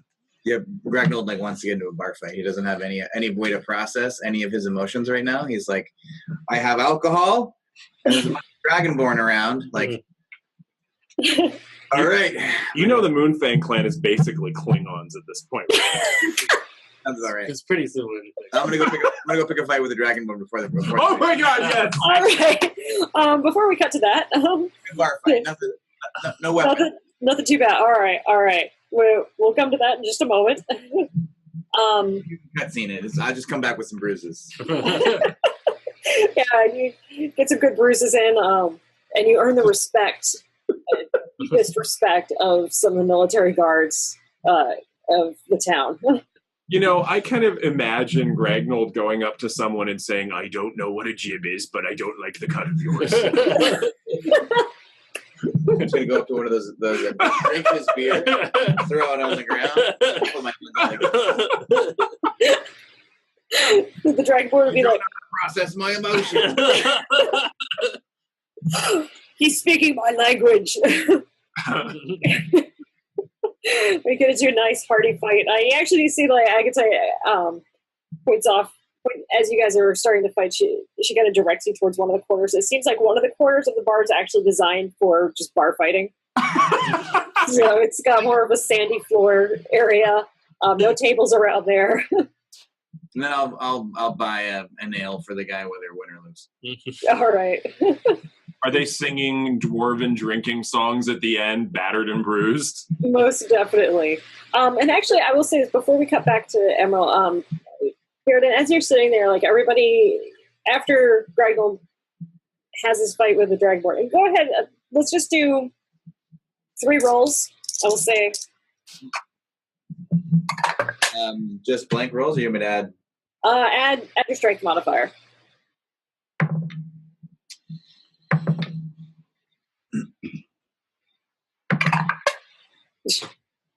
21, 20, and 15. I'm not even going to roll my third because my first was a 3 and my second one was an 8. So you suppress those emotions and punch them out. Nothing like denial to be healthy with your emotions. At the end of that fight, the Dragonborn, his jaw is kind of dislocated, and you see him kind of pull it down and then snap it back into place. And just you hold out his arm to you afterwards. Yeah. It's gotta be impressive to see a Dragonborn with a dislocated jaw. Yeah. It's gotta be. Dislocate the jaw of a Dragonborn? Wow! You'd have to like jump. That's my right hook. That is some rage right there. That's, I mean, it makes sense. My feelings. Boom! We have abandonment issues. I'm gonna fight this arrow because the world's not how I expected it. Pretty much. He names his fist cognitive and dissonance. Sight humor for those of you watching. But ching. But as you're Baeridin, as you're there sitting, and everybody starts reminiscing and starting to tell stories of the clan. at the next table over, you see a bunch of gnomes sitting there, and they're all kind of excitedly talking about some sort of formula or problem. You can't quite figure out exactly what they're talking about, but it seems to be, they mentioned fabric a few times, and they're kind of getting excitable, and one of them kind of notices you listening and kind of looks at the company at your table and kind of just whispers over, "Do you want to join us?" I don't know anything about fabrics. Oh, I mean, you don't have to. We're just talking shop. I mean, it's maybe a bit rude. If you wanted to come over and sit with us, you most certainly could. And everyone else at the table kind of cracks a joke about, never chasing the wolf's tail or something like that. I don't know, but old jokes and things that you remember from growing up with the Moonfang clan. The people at the table cracked that joke? Yeah, the people so you're sitting still with the door, all the other dwarves, but you just noticed this other table of gnomes nearby. Oh, okay. Yeah, I'll go over and chat with the gnomes and see how that goes. Okay. Hi, I'm Baeridin. Nice to meet you, Baeridin. Gregory. Why all the dwarves? Oh, they're my clanmates. I'm part of the Moonfang clan. I think that's Aggie's part of that, right? Yeah, more or less. How'd you end up there? What do you mean? I was born there. Oh, really? I didn't know. It's interesting. Yeah. Born into the Moonfang clan. I've always grown up as a member of the wolf pack. Well, good for you, I guess. Well, we're all a bit of tinkerers and working on dyeing fabrics. Do you have any experience with textiles and making dyes and things? I've killed some stuff, but I don't think I've killed any fabrics. And kind of cocks his head to the side. I mean, look, and one of them pulls out some fabric, and they start talking about the weave of fabric and the dye, and Gregory keeps trying to get them to stop talking shop, but they just won't. They seem very excited about whatever it is that they're trying to figure out and debate. Baeridin loves anything that anybody is excited about, so if they're excited about it, Baeridin's right up there with them, and he's like, "Wow, you look crazy." He doesn't understand it, but that doesn't matter. He's just excited that they're excited. All right, Gragnold, how are you feeling seeing this? Gragnold has been dealing with the fact that Baeridin is going to see and interact with gnomes this whole time, and there was some choices earlier that Gragnold had to watch Baeridin talking to whatever that gnome was that was in the caravan with us, and kind of has his eye on Baeridin, but doesn't know how to intervene anymore. And this is kind of like your kid, going to school and then maybe learning a few things. As we kind of want to keep your eye on him, make sure Santa Claus. I'm ready to talk about it. But I think what Gragnold is going to do, since he's already used his coping strategy of getting into a fight, he's now going to drink heavily. Okay. His other coping He doesn't have a coping strategy. He's a barbarian. Not a lot of words. So I think he's going to cope by keeping one eye on Baeridin, sort of nodding in agreement with the rest of everybody who's at the table, but mostly just pounding the ales that remind him of home. All right. All right, now we will cut back to Immeral. So after a little while, Daisy kind of cries herself out and you probably should go. I would like to see you again. Is that okay? Yes, that's fine.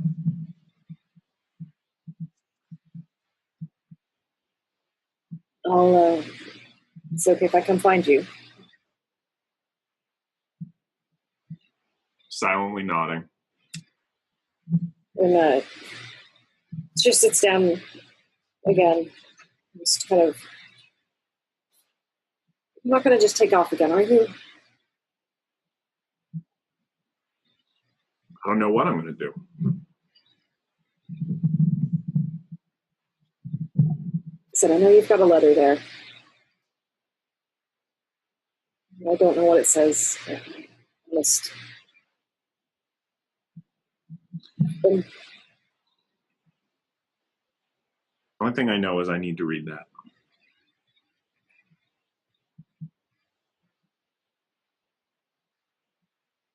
So you're just going to take a deep breath and breathe in and breathe out and reach and open up one of the drawers in the desk and pull out some parchment, quill and ink.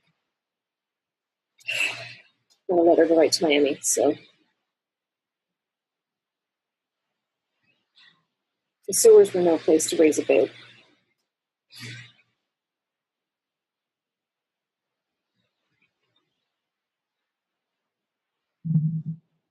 He'll know.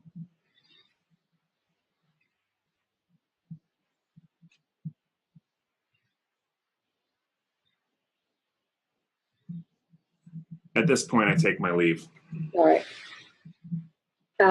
Would you be stealthy leaving? No. Okay. Well, I mean, not leaving the room. She knows I'm going. But Yeah, but I mean, like, stealthy not to... supposed to be seen. Yeah. Just go ahead and make a stealth check for getting out of the building and stuff.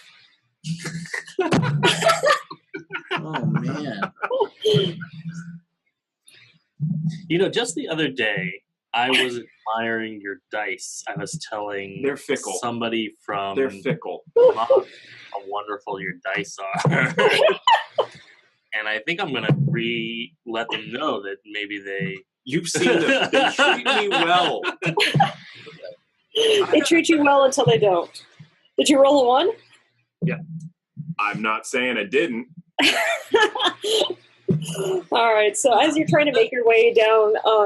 No. Here's the worst part, and I'm going to be honest about this.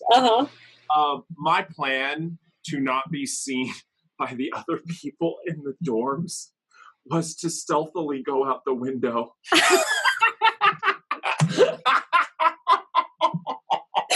Okay. This is going to go so well. You know that stock noise that Goofy always made? Yeah.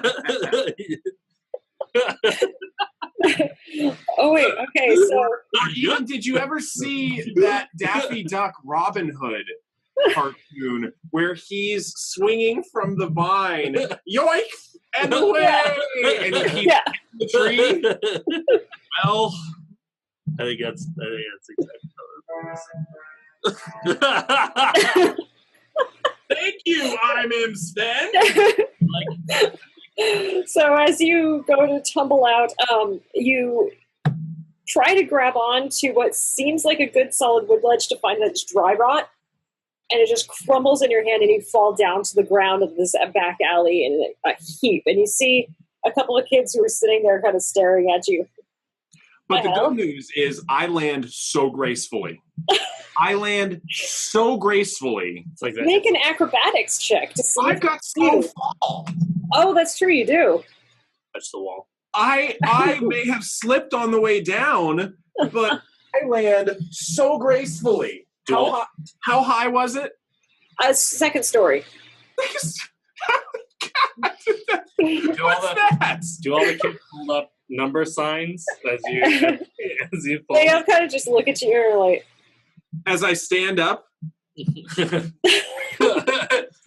I imagine it like breaks and you like jump from one wall to another wall. And then I just down and I look at them. They're looking at me, and all I just say is, "Stay in school." They kind of look at each other and just go, "What's this?" I learned this.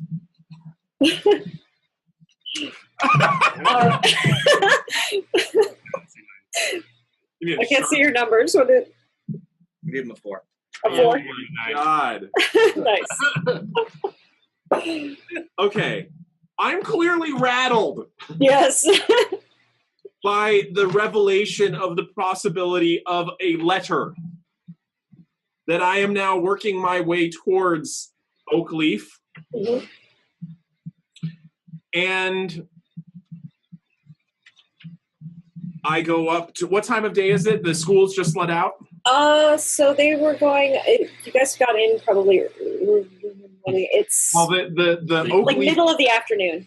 thank you, Levi. Thank you. I appreciate that. I'm assuming that's out of 6. Yeah.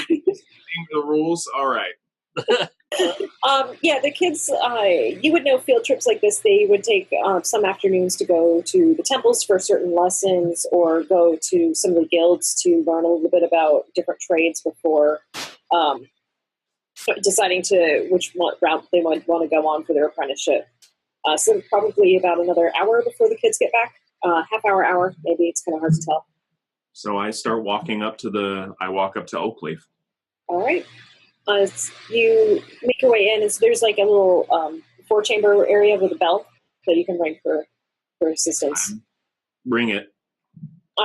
You see this older halfling woman respond. She's got her hair up on bun on top of her head with strands coming down.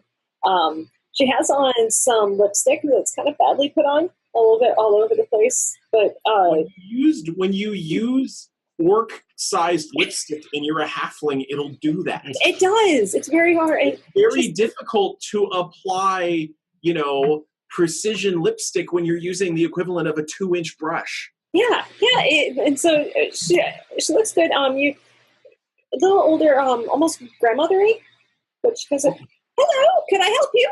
What do I notice that's different about the orphanage? So walking in, make a perception check. I'll say advantage because you know this place. Ooh, advantage. Not that that's going to make a difference. Oh my freaking God. Wow. I'm really enjoying Why do Dr. B's. Why have you B's forsaken rolling. me? Wait, maybe it's the Can I try yours really quickly? Or there's going to be a contagion to this. Nope. Hold on. Oh, jeez. That one was at least over 10. I got an 11 total. 11. Okay, so Advantage. It's always been a little bit of a dingy place, but like from what you remember as a kid, there were definitely like cobwebs in the corners, dust and dirt built up. You don't see any of that anymore. It's definitely a lot cleaner looking, but nothing looks shiny or new. Like even the countertop in this area is like very worn. You can see where people have put their hands leaned on it. You can see a worn patch on the floor where people have been walking, but it's all much cleaner, and it actually smells a little bit like of beeswax, like polishing wax. So I go to the halfling woman and I just say it's cleaner than I remember. Were you raised here, darling? Yes. Oh, well, where did you apprentice? That was never officially declared. Oh, why? Some circumstances happened, some very unfortunate. Someone I was very close to was hurt very badly. Right. And, I feel like you should come and speak with me privately in the office. Come on. And she leads you back to what used to be Miss Weiss's office, but obviously is not anymore. The desk is different. And you can see it's actually like a longer desk with a bigger area for seating. And you can see that there's 2 chairs there, and they're both set up for a shorter person to be able to sit at the desk properly. It's still a human-sized desk.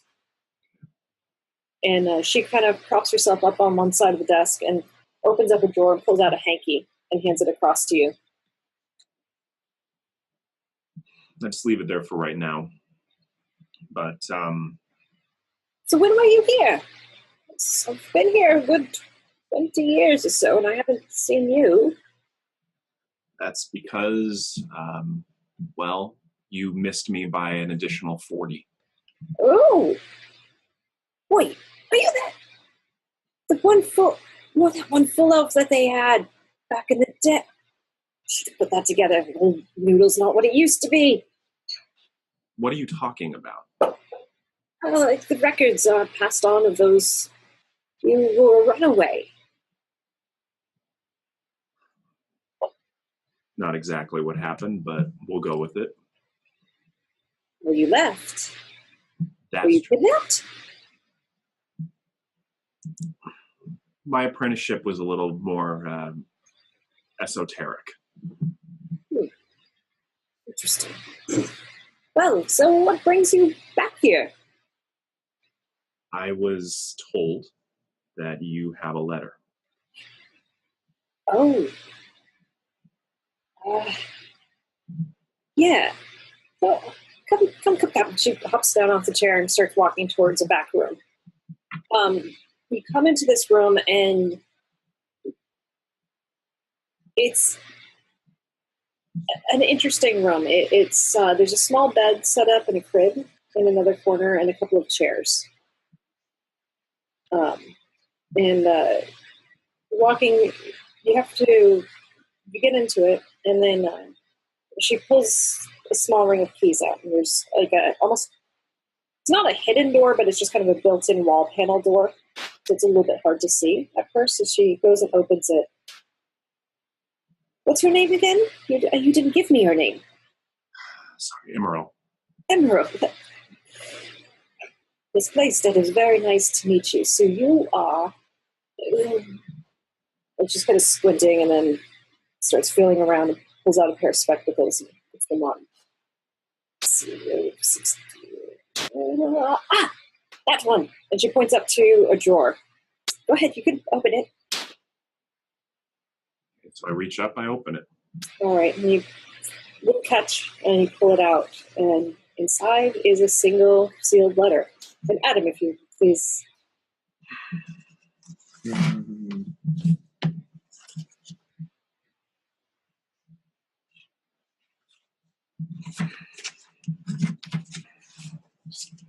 Stare at it for a moment.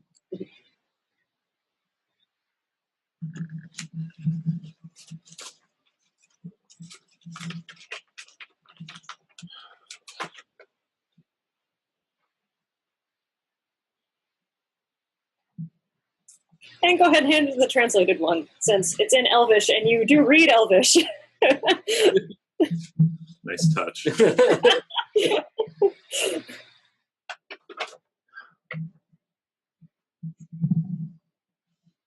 To any being asked to translate this message, the young man needs to learn the language of his people and refuse to translate for him. Teach him to read the writing of his people instead.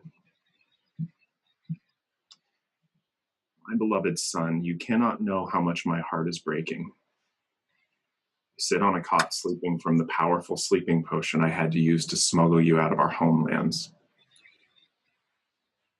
Human woman, Miss Lucilla Weiss, tells me that you will get this letter once you have learned a trade and are ready to be on your own.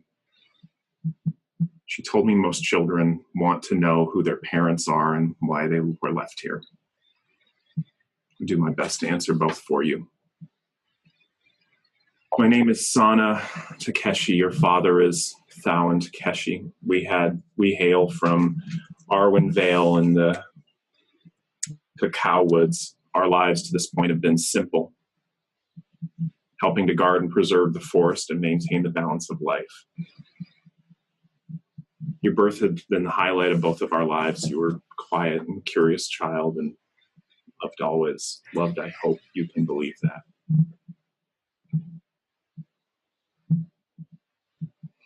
I'm sorry I cannot bring myself to say what happened. The bringing you here to this human city is what we had to do to keep you alive. Safe to say it was enough that your father and I decided to leave our people. Should you wish to seek us out, we will be moving to the Harota Woods. We've been told of a village near the foot of the Moonlight Mountains called Hayashara, and we will go to. I know not if we will stay there, but should you wish to find us, start your search there. Either Thalin or myself can face another season in Alwyn to see the pool where you would watch the fish for hours, or the meadow or the wildflowers you so loved to run through, for none of us saw sun no longer shines in Karkun. I leave you with the amulet given to you at birth to mark you, Takeshi. Should you wish to find your father and I, come to Haruto and ask for this, but please, my son, do not reveal where you are, who you are. Hope that I will have the courage to explain to you why things had to be this way. Just know, Immeral Takeshi, it's not your name you can use safely in the lands of the Wood Elves. I love you, my son, my song, my joy. Yeah, you can have them.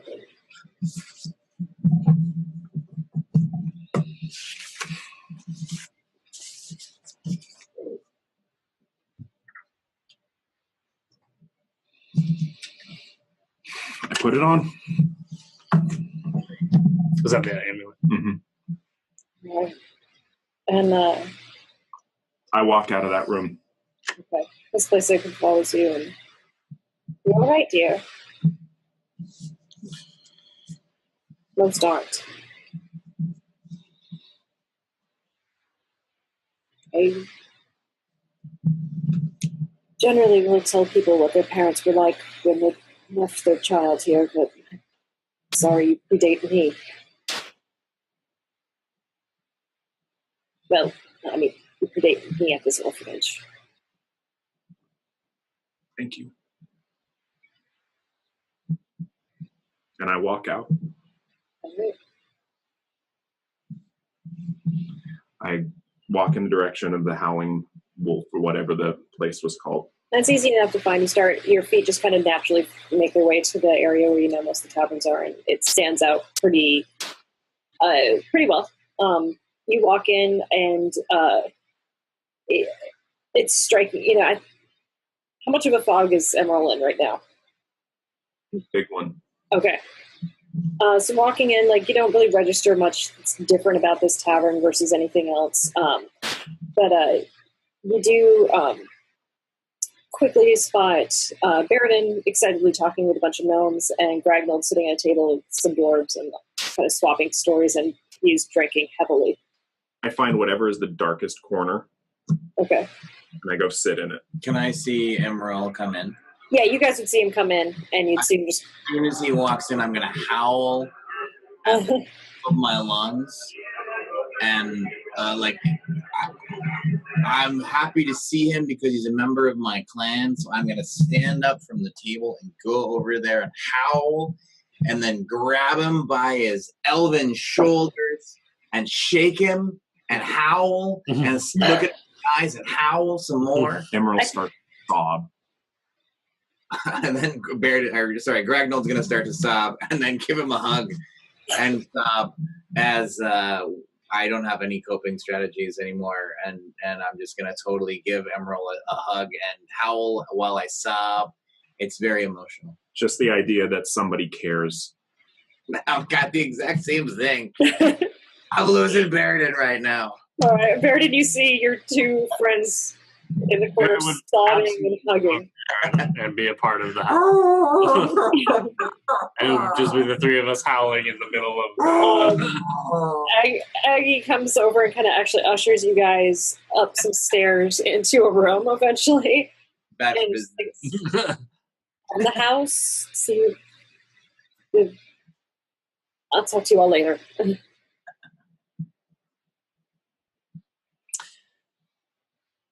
I don't want to talk about it. I imagine it goes on for a while of just hanging out and not talking about anything. Actually, that's not true. Baeridin would talk about everything right away. He 100% would be like, Immeral, we were hanging out with this guy. The look I his shoot name was right Joff, now, and he brought us down to here. I've to got this place. We drink a lot downstairs, but I got the barrel thing. Yeah. Give him an ale, put it in his hand.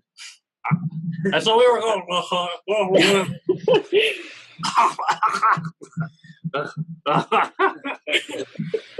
I actually reach out for a dwarven ale. Yeah. Yeah.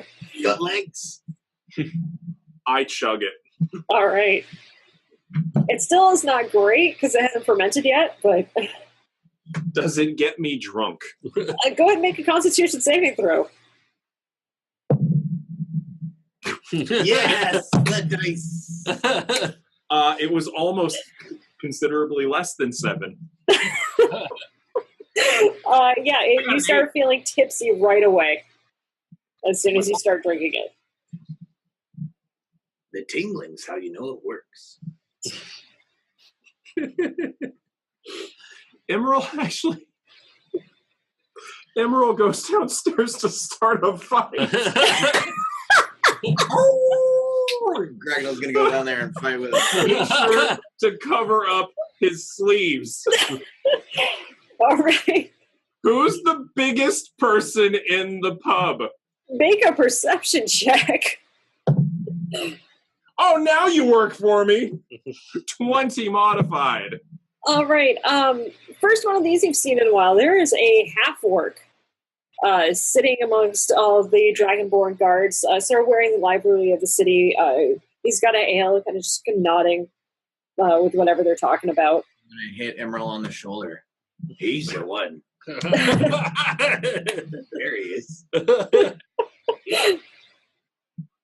I actually, I walk up to him. I tap him on the shoulder. Yes. You know, I thought it'd been a while since I've seen someone as ugly as you. Yes. No, that's it. Are you trying to pick a fight? Does he stand up at all? No, he's actually still sitting there with his drink, just kind of looking at you like, are you trying to pick a fight? Drink over. You just said you want to pick a fight. I would have gladly fought you. Jeez. And he goes over to the little sand pity area. God, you don't have to be a jerk. I'll just fight. I'm good with this. I want to do the Star Wars thing. He doesn't like you. I don't like you either. All right, so I go over there. All right. Please, come at me, bro. I walk up to him. Okay. And as quick as possible, just a straight punch right to the sternum. All right, go ahead and make an attack roll as I pull up the stats for the guy. Yeah, I'm with you, Levi. This guy could be a returning NPC. Yeah. It's not great, but it's not terrible. I got a 17 to hit. Can I assist in any way? Give him like a boost of confidence. Unfortunately, that. Hold on, I gotta find one that fits a little bit better.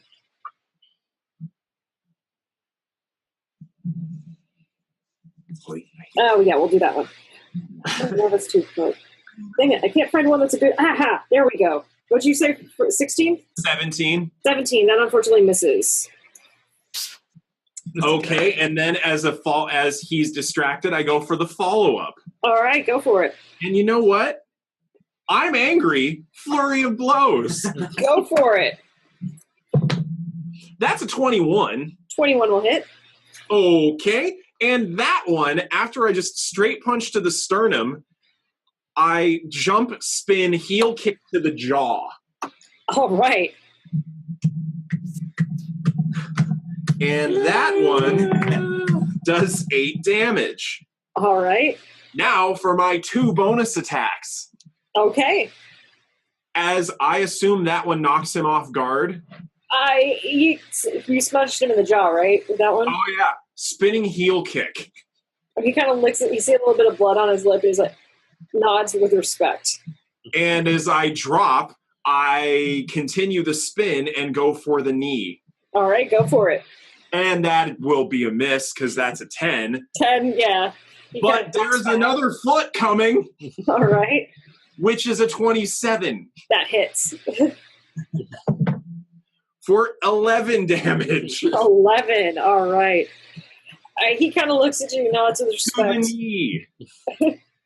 And is going to go ahead and is full on do a punch at you.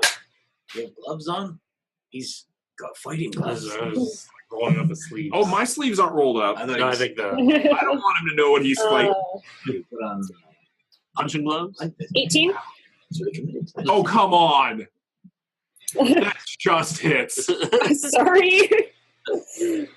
All right, so that's going to be 4. It's not a good fight if you don't get that. 5 points of bludgeoning damage. Uh-huh.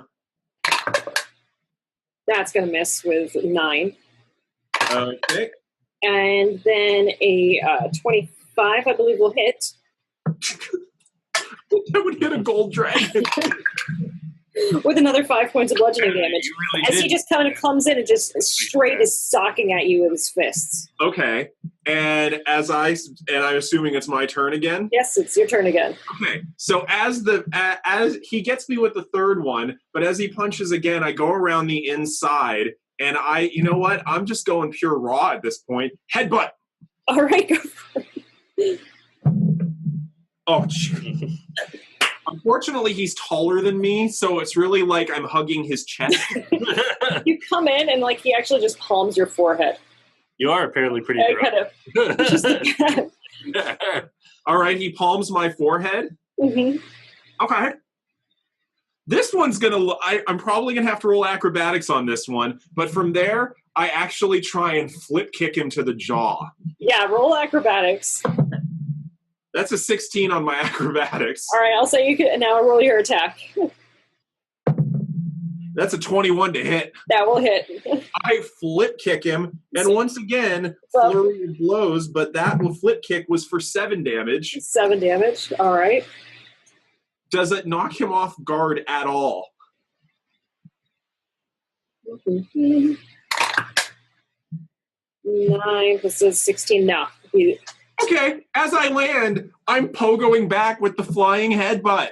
I'm headbutting this fool. That's a 16. Oh my god. You come in and you smack your head into him. He's like, you're trying very hard. It's respectful. Okay, that just straight up jump elbow into his face. Go for it.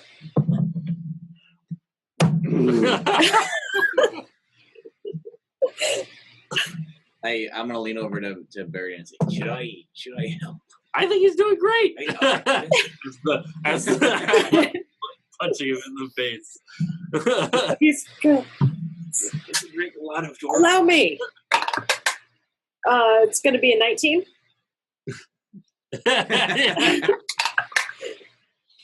It's the third one I have rolled on that D4. So 5 points. 22. New D4, still rolled a 1. Another 5 points. And a natural 1. So he comes in and just boom, boom. So with that natural 1, as I get in on the inside, I just straight uppercut. All right, go for it.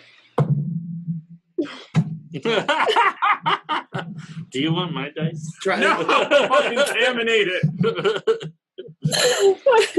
Actually, I have a bar fight sound. Why am I not using this?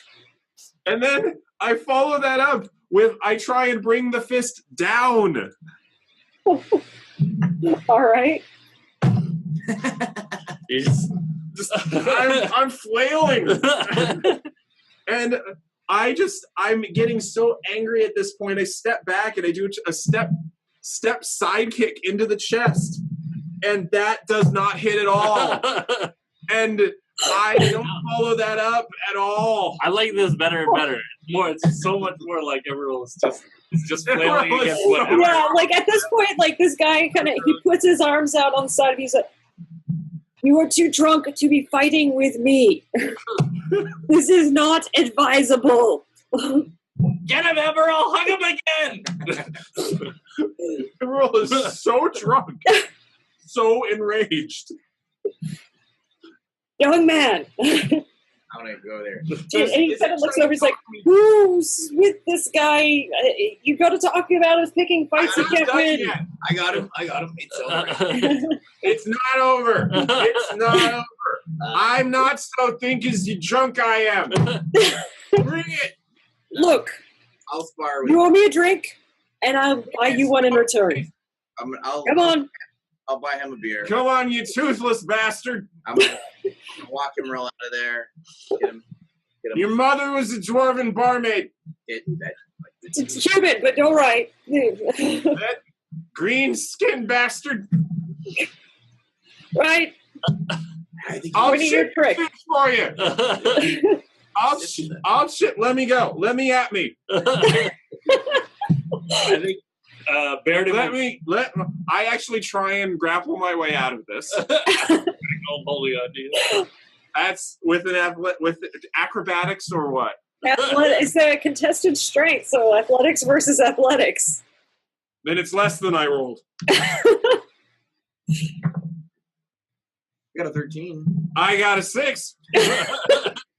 Gragnold's just got you. I let me at me. Let's do this.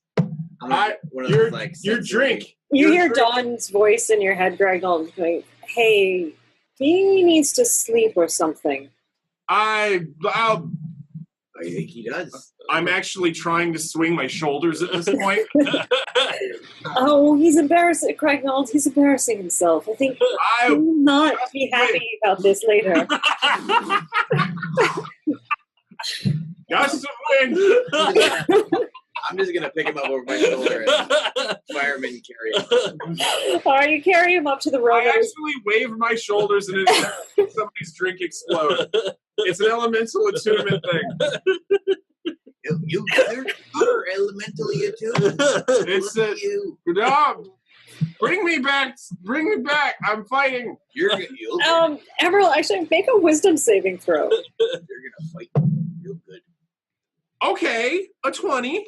Okay, all right. So nothing happens. You're able to maintain your craft, and it doesn't accidentally start going off. You cowards, bring it on! I'll take you all on. Nobody wants to fight you. I want to fight.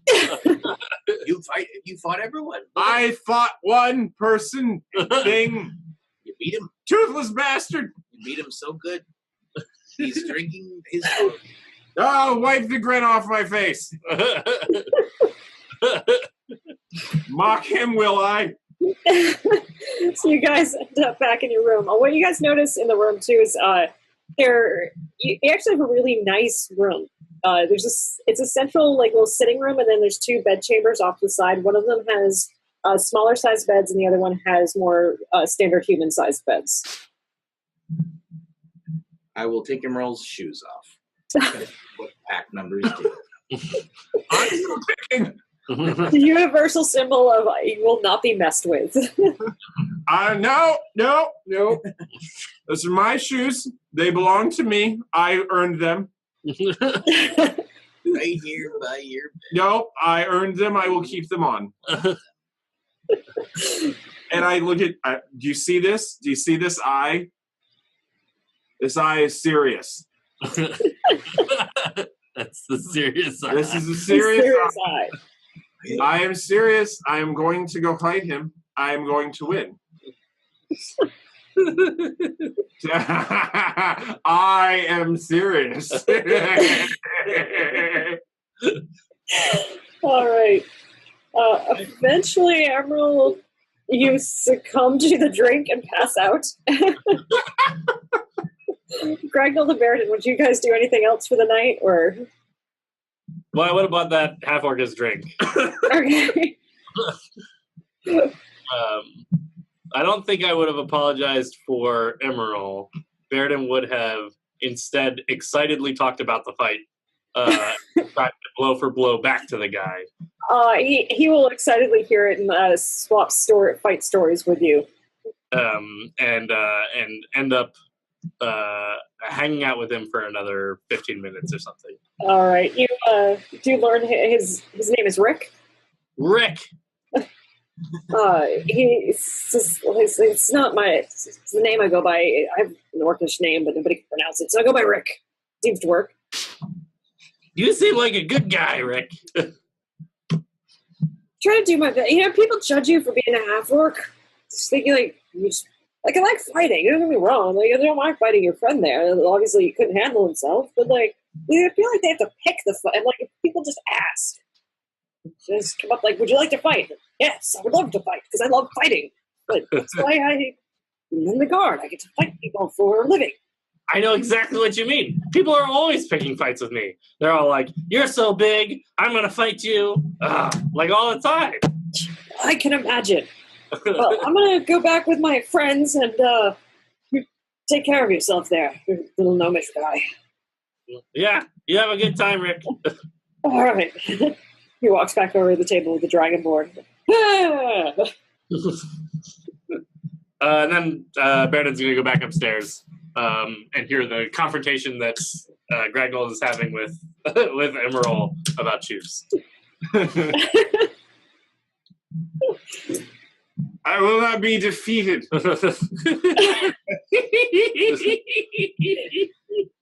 You're hilarious when you're drinking. You hear John's voice. He really can't handle his liquor well, can he? I can't handle your liquor well. Yeah. Dawn eventually does say to you, the Gragnold, "You all right?" Did you say, am I all right? Yeah, she's asking if Gragnold's all right, Dawn. No. This world is weird. It's very different from what I remember. But it's also similar in a lot of ways. I think we're all just trying to make it. It's been a big day. Why don't you get some rest? Gragnold is gonna sleep, probably on the floor. Okay. I don't like these beds. All right. As the night goes on, Immeral, roll a D100 for me. Oh, sweet mother of gods. Okay. Oh, wow. That's super loud. Why is that so loud? Again, Because Gondor requests aid. Gondor calls for aid. 20. 20.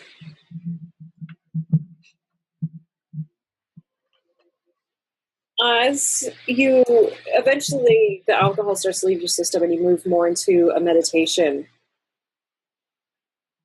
You see fish underwater in a pool.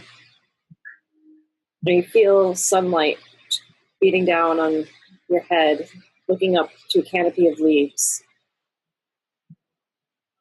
You hear some laughter as you look over and see a couple other elven children running around. And you hear your name being called. And you turn around and you see this silhouette. The light's too bright behind her to fully see what she looks like, as you see a figure kind of beckoning as the vision starts to fade. I start running towards her immediately. As the vision's fading, as you imagine yourself or remember yourself moving, you just feel familiarity, comfort, and acceptance. And anger. And anger now. Anger as a secondary emotion. Betrayal, anger, Yep. confusion. And so am I still in this vision? It starts to fade, as almost like as soon as you start turning towards her and running, it starts to fade. As it's fading out in that vision, Immeral screams. Right. In Baeridin and Gragnold, you hear Immeral just screaming in the other room. Will the timbre of the scream be like just guttural pain or War cry. I think Baeridin will wake up and go be in the room with Immeral. But he wouldn't wake him up. He would just, like, seeing that he's in a meditation or asleep, like he's not under attack or anything, I think you would just curl up next to him, or curl up next to the bed or something. And Immeral, as you're kind of coming out of this, kind of starting to snap out of it, you see Baeridin coming in and curling up next to you.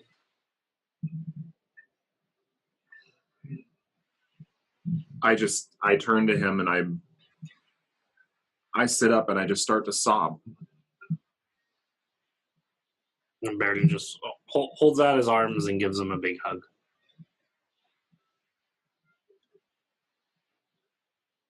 Just shaking Immeral's head.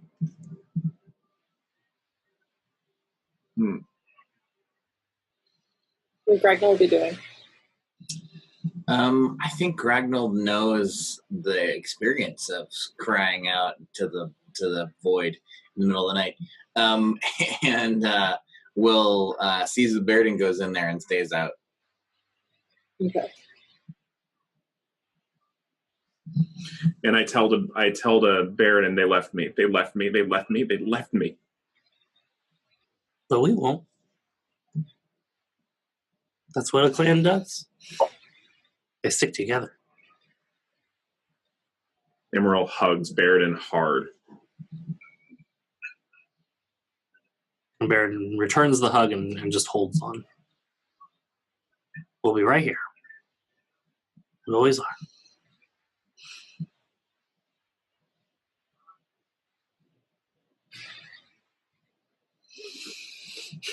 And Immeral tries to go back to sleep meditate after a while. And Baeridin will just stay in the room. Okay. Sleep on the bed next to Immeral. Eventually the next dawn comes. Immeral, you have a splitting headache.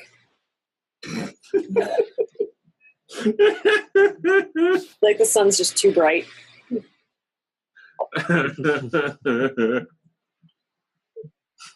I imagine some bruises too. Yeah. Yeah, but the question, were they self-inflicted?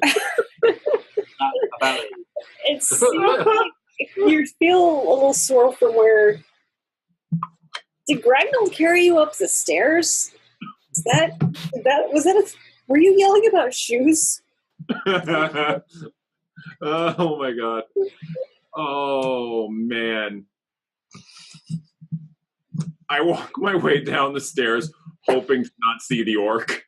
You make your way. It's early morning. You see there's a few guests who've been staying there. And there's a halfling gentleman kind of puttering around, bringing out eggs, some hot teas, coffees, things like that. Oh, something starchy and with grease. Oh. I've got just the thing for sit. And he points just a seat at the bar. You have an embarrassment special? Oh, you put on quite a show with Rick last night. Oh. There were people there. He brings you this heaping pile. There's some sausages and a couple of biscuits, eggs, with a bit of like a nice meaty gravy over the top of it all. Oh, good. And Baeridin is totally excited and happy talking the whole time, much to the chagrin of Immeral. Immeral reaches over, claps a hand over Baeridin's mouth. Shh. Hey, shh. We're being stealthy. Yes, yeah, we're being stealthy. Are we drinking coffee or anything? Yeah, there's some coffees, teas. I'm assuming Gragnold has a little bit of herbalism knowledge about something to maybe put into his drink to make the headache go away a little bit. I swear, if that's actually hair of the dog. It's hair of the dog. Oh. Yeah. Yeah, most certainly. Yeah. Found a dog. Got the dog to bite it. Ow. Yeah, Remick is taught you this is an old recipe handed down through the generations of the Mufang clan. Something that you know quite well. I'm going to put it in his drink. All right. I'm not like trying to sneak it in there. I'm gonna look over at him and go, "This is good for you." Oh, you're lucky I trust you. Yeah. All right. Do you drink it, Immeral? Do I drink it fast or do I drink it slow? Oh yeah, I think you should drink it fast. It doesn't taste good. Oh. All right, let's do this. I down it. All right. It tastes awful. But when you finish it, your head starts to feel a little clearer. Like it's still definitely foggy, but not nearly as painful. Huh. Mm-hmm. It's an energy drink. It's called. I call it what? I call it Monster. Like I just ate a monster. Exactly. Ah. How long? This is the halflings. Like if it's real bad, the wizards are probably still bending up and down the street selling their cures. It's just god, it tastes so terrible. Theirs don't taste any better, from my understanding. Have you ever consumed vinegar? It almost like vinegar that's been pickling something rancid. That's the secret ingredient. Oh, like you take rotten eggs and you brine them in vinegar. Oh, that's the ingredient. You have a very distinguished palate. You might experience lockjaw. That's fun. That's normal. I'm sorry. What?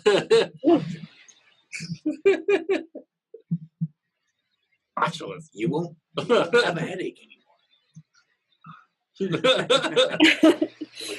I turn back to the sausages. Yeah.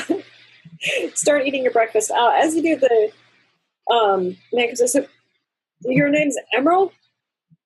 I guess you're the only elf here. This is for you. It hands you a small note. Oh my god. And all it just says is, I hope you found what you needed, and there's a little daisy doodled. Daisy doodled. Daisy doodle. All right. As we're like chowing down on sausages and greasy food, Baeridin's gonna say, "So what do we do next?" Oh, right. So what do we do next? Well, what do we do next? I'm assuming by your state last night that you found some answers, at least. There's a village in the foot of the Moonlight Mountains called Haishara. Oh, God, that drink is coming back. Oh, we need to go to Haishara. Okay. As you guys are there too, Aggie comes out. That monster tastes terrible. Good morning. Oh, you're the new member of Moonfang Clan. I didn't get to meet you last night. I saw you met Rick, though. Which one was Rick? The half-orc that you tried to fight? Oh, he's the one with the fists about this big. They were a lot bigger last night. Oh, well, hi. Yeah, I'm Immeral. Well, This was Aggie that came in? Yep. This is Aggie. Hi, Aggie. look, I actually wrap one of the... Are these cooked sausages or are they summer sausages? cooked sausages. Okay, so they wouldn't stay very well. Is what I was sort of No. All right.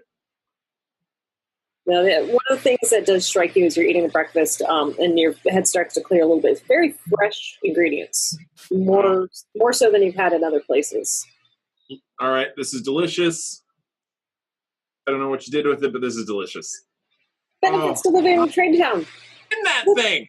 I didn't get to tell you guys last night, but I don't know how you're feeling about all of us who didn't survive our year, but we're having every year we try to get together as near as we can figure to the time when we all would have gone back to the clans. We're meeting in about 4 days' time here.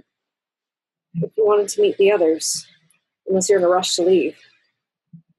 I know the others might like to hear what happened.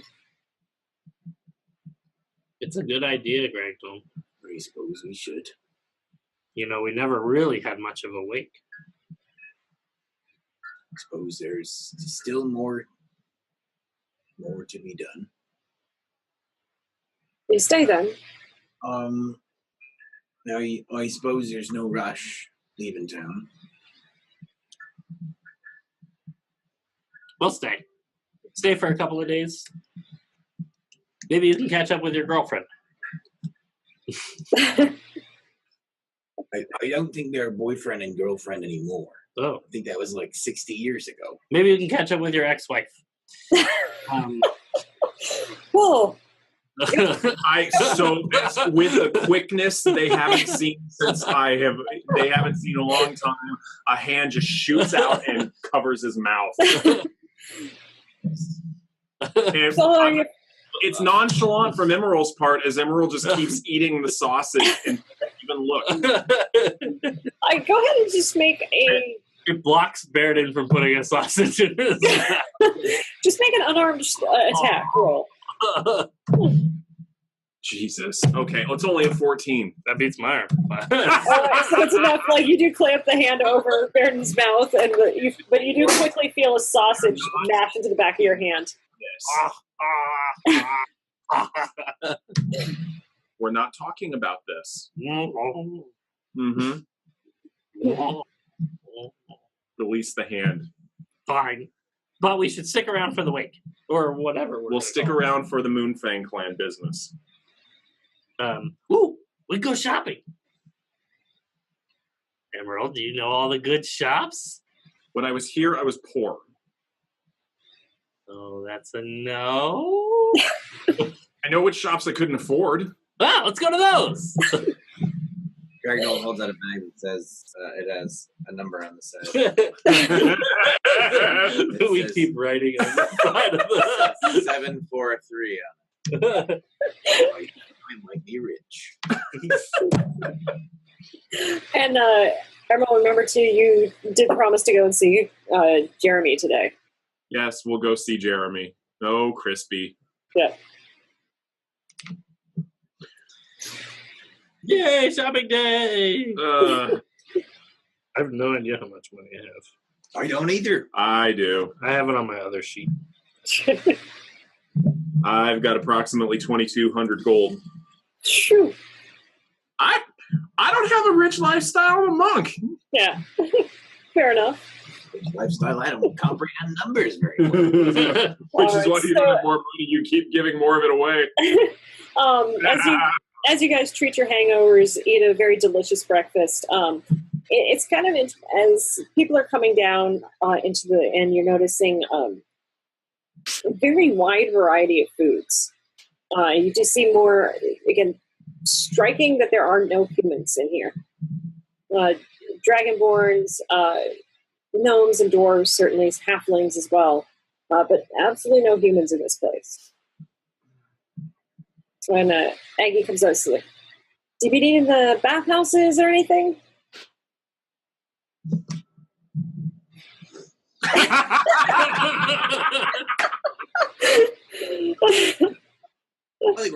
I think we're all right. You two are fine. Didn't know if the elf would want it.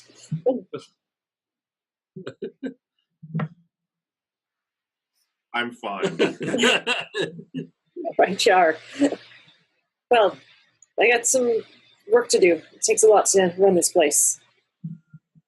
Thanks, Aggie. Is Rick? Do I see Rick? Rick isn't there. Oh, good. I try and slink out of there without being noticed. As you go by, you do see a couple of people coming. From breakfast. I don't even pause. I went with the elf who was fighting last night with the big half-orc. I go for the mouth again. Go ahead, do the unarmed attack roll. 26. Again, as you're talking, just right over the mouth. Thank you for your hospitality. And we walk out. All right, you guys walk out onto the city streets. It's still pretty early in the day. Things are getting set up, but some of the Emily, you would know that the shop's open fairly early. Most of the apprentices are making their way to work their crafts further into the guild district or into East Side where you're at. Okay, well, then I take them to where the shops I couldn't afford as a child were. Okay. So over to the East Side to, like, you know, the row of ungulants and ointments and pretty smelling things, making sure to avoid Miss Kitty's place. All right, so you guys start making your way around. Are there any particular shops you're looking for or things that you're wanting to buy? Do I have healing potions? I probably should. Yeah, I should definitely get some healing potions. Okay, easy enough. You know that the Wizard's Tower, so even the tower's up in Hilltop, and there's actually a small shop that's connected down to the bottom where they sell all kinds of magic things. Oh my god. Okay, so do we see the scorched marks of their target practice off to the east? You can't see above the walls because you are inside the walled city, but you make your way. So if you're looking at the map, so it's towards the easternmost wall. There is what do we call it? Ointment and unguent. The wizards. It's where the wizards will sell things. You definitely know they sell healing potions, different types of potions, and a few different like spell scrolls and things like that are sold there. Okay, well, do we see any like fireballs flying out of the tower? You don't, but as you're looking up, you do see. No, I'll make a perception check. This is pretty far up. Oh, that's a 17. 17. You do. It looks like there's some people up towards the top, so maybe there's going to be some target practice later. Cool. Awesome. Let's go into the shop. All right. Sorry, I feel like I have to sneeze. Let's not do that. Okay. Like, lift the roof of your mouth like you got peanut butter on it. Just going, seriously, my orthodontist as a kid taught me that. It actually works. Wow. Yeah, no, he was sick of getting sneezed on, so he found something that worked. Well, think about it. You're working with people's mouths. You're going to get sneezed on. Yeah, I wouldn't want to get sneezed on all the time. Of other people's mouths? Yeah, no, you stick your finger into their mouth. It's not invasive or weird at all. Not at all. It's totally fine. Normal. All right. So you make your way into the shop, and you see that there's a youngish-looking human there, kind of formal wizard stores. Welcome to Ointments and Unguents. We're selling. Skip the script. Thank you. Don't tell my boss. I'm skipping it. What can I get for you? Oh my god! Is this like one step away from Boys Teen? Pretty much. My girlfriend would kill me if I had one. What can I get for you? Healing potions. Oh, okay. We've got regular healing potions and greater healing potions. What? How much? How much are they? The regular healing potions are 50 gold. I have to pull up a price list here to remember how much the other ones are. I have to ask my manager. Hold on. Most people can't afford the other ones, so you just memorize the prices of stuff that people can afford. What are the costs of the healing potions? My young fine wizard. Is he a wizard? I picture okay, superior healing would be 450 gold. Whew, that's the good stuff, though. Yeah, that's the really good stuff. And supreme healing would be 1,350. Woo! Okay, I'll tell you what. All of your money on one potion. I'm not on my money now, baby. I'm swimming in it. And the potion of greater healing is 150. Just a sippy. Tell you what. Here's what I'm going to do. If I buy in bulk, I actually asked this guy, so if I buy in bulk, is there like a 6-pack discount? Well, maybe. What are you looking to buy? Well, let's say I'm looking to buy regular healing potions. What kind of discount can you offer me for bulk? Make a persuasion check.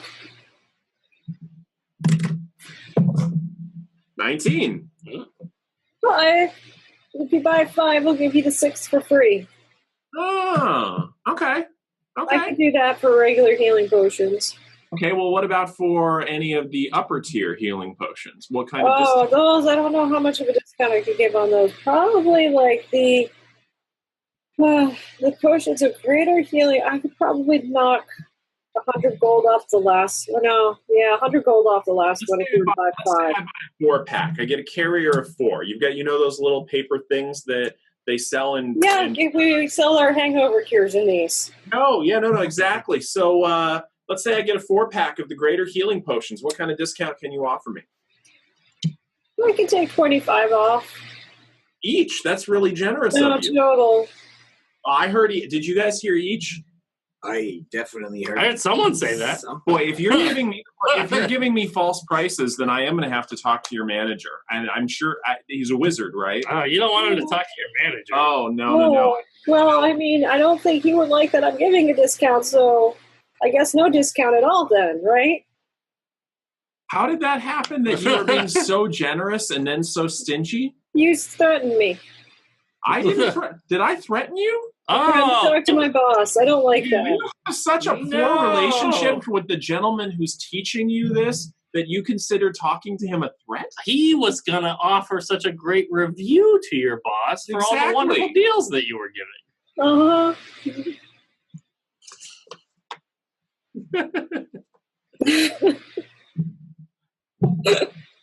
So about that deal. 4-pack of greater healing potions. You're giving me a discount on that. The price of 5. Shh. Isn't that it? Well, so I'll still sell it to you for $5.75. $5.75. Boy, you got stingy again, didn't you? That was the offer I made you. I'm being nice. Oh. Yeah, okay. Well, we could take our business elsewhere. Good luck. And he starts putting the things away. Man, this little kid he's got seriously, you got the huevos on this kid. Wow. Okay. Is there any place else that I would know in this city to buy healing potions? Fallen off the cart ones that are questionable. That would be healing potions with a question mark. Those sound hilarious. Healing potion? Regardless of whether or not we buy these. I'm of two minds about this, and they're kind of both in agreement. The player mind thinks that's hilarious. The character mind thinks that's nostalgia. And so, guess what decision we're going to make? All right. 80 potion deal. Time to go be a pickpocket. Time to go to Shady Pete's Healing Potions Galore. Shady Pete? Shady Pete. Shady Pete. Wow. So, let's It's go literally find the back of a cart. A chest on the back of a cart. It opens up. It opens up this way. Yeah, you guys make your way down. Immeral starts leading you guys out of the fancy district into this more kind of industrial core district, and Over to the west? yeah, over to Thatch. Okay. And it leads you down this alley, and this is where you remember Shady Pete being, where you guys could get some potions and things like that, especially when you guys got sick, different bombs and things like that that could kind of heal you guys up and keep you going. Okay. And you do see the familiar-looking cart of Shady Pete's. Oh, this must be Shady Pete's grandkid. And I immediately walk up to him and I'm just, boy, I remember this when this was Shady Pete's cart. Yeah, it's Penelope's now. What can I do for you? Shady Penelope? Got a problem with me? No, I haven't met you yet, so I can't have a problem with you yet. All right. Who are you? I'm just reminiscing. No harm in that, right?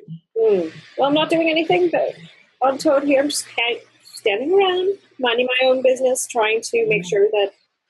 Shady Penelope, would you happen to have a good idea? Hand goes up immediately. Hand goes up. An attack roll. 15. Which I think is still better than your armor class. What is your AC? Oh my god, okay, that's awesome. Just... and again, Bear, as you start to talk, there's just, ooh. Should we call you Penelope? Is there another name that we should know you as? I go by Penelope or Pell, but yeah. Would you mind if we call you Pell? Well, you haven't told me your name yet. That's fair. I'm Immeral. Immeral, I'm Pell. Nice to meet you. These are Baeridin and Gragnold. Nice to meet you. I'll have my hand over your mouth. That's why I was waving. What? All right. What can I do for you? Well, I recall you. I'm assuming your grandfather, Pete? I knew a guy named Pete once, yeah.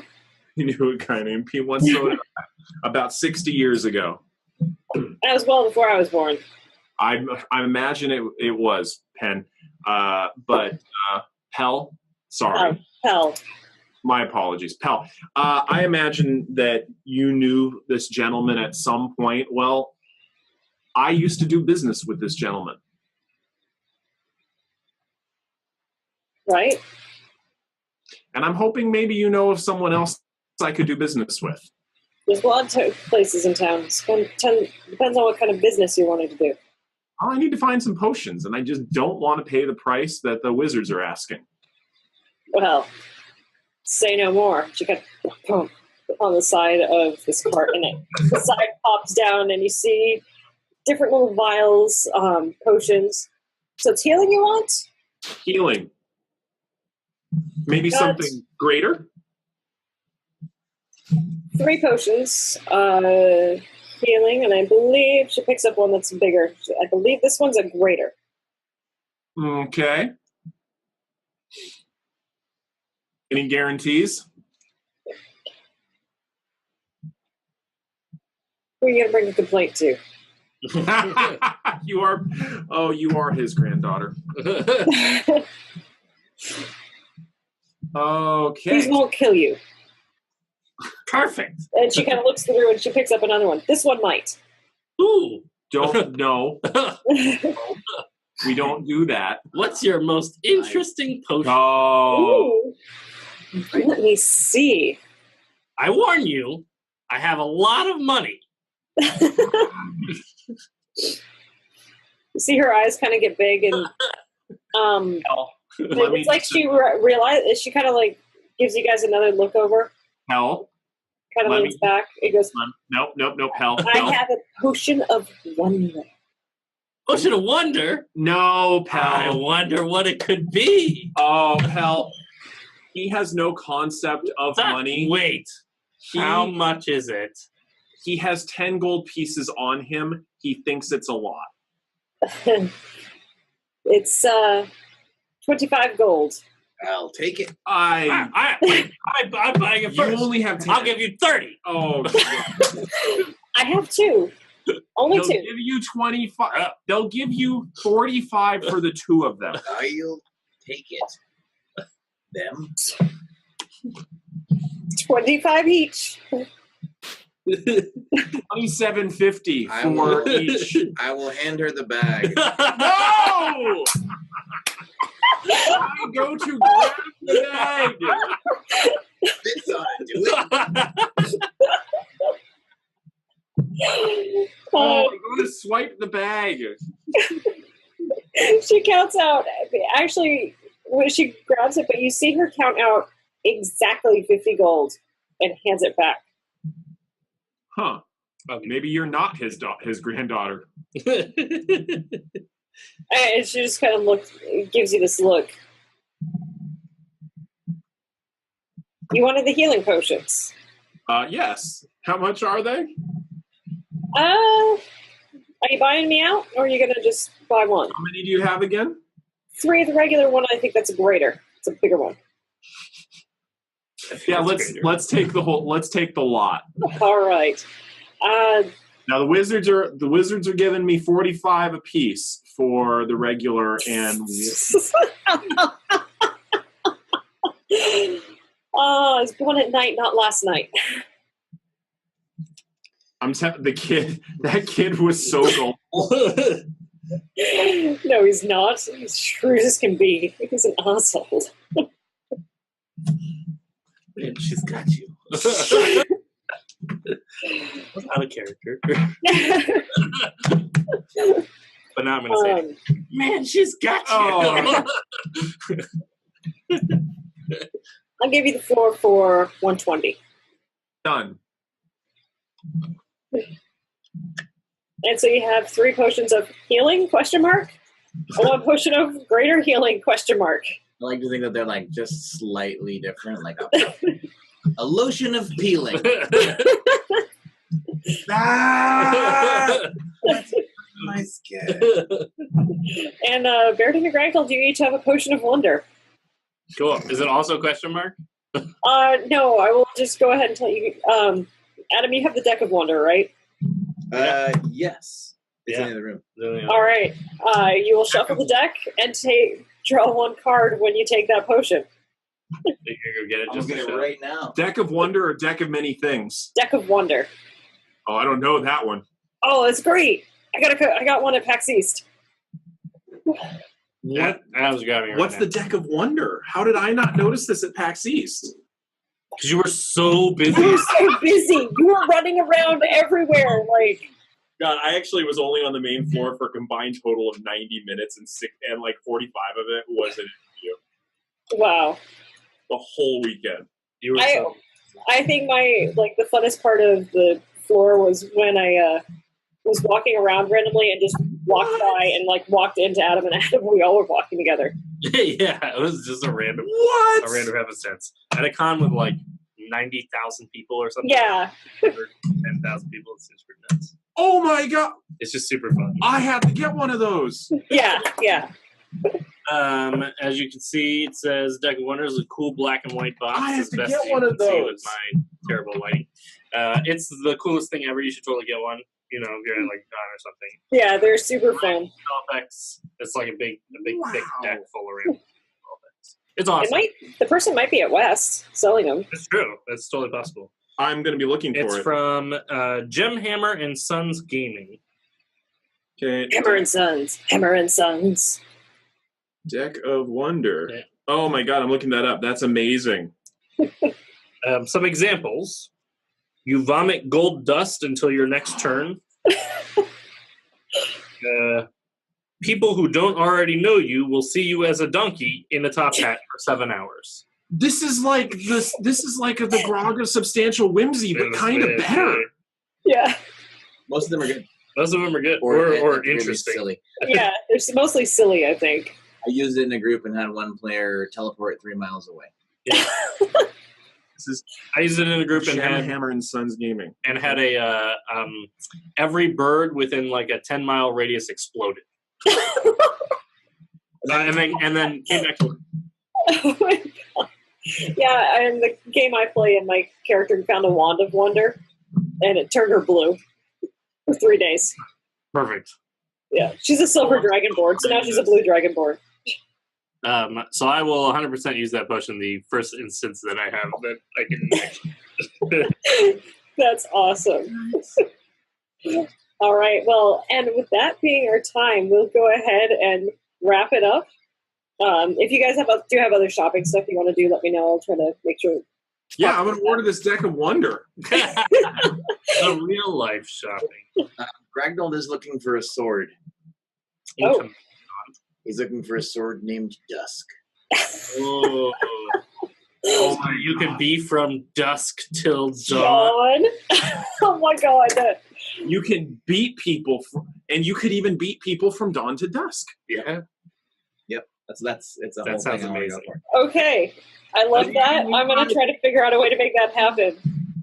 But that being said, we'll see hopefully all of you guys at PAX West. Yes. Yeah. If you're at PAX West, make sure to come by and say hi. First 5 people to give me Moonfang Clan.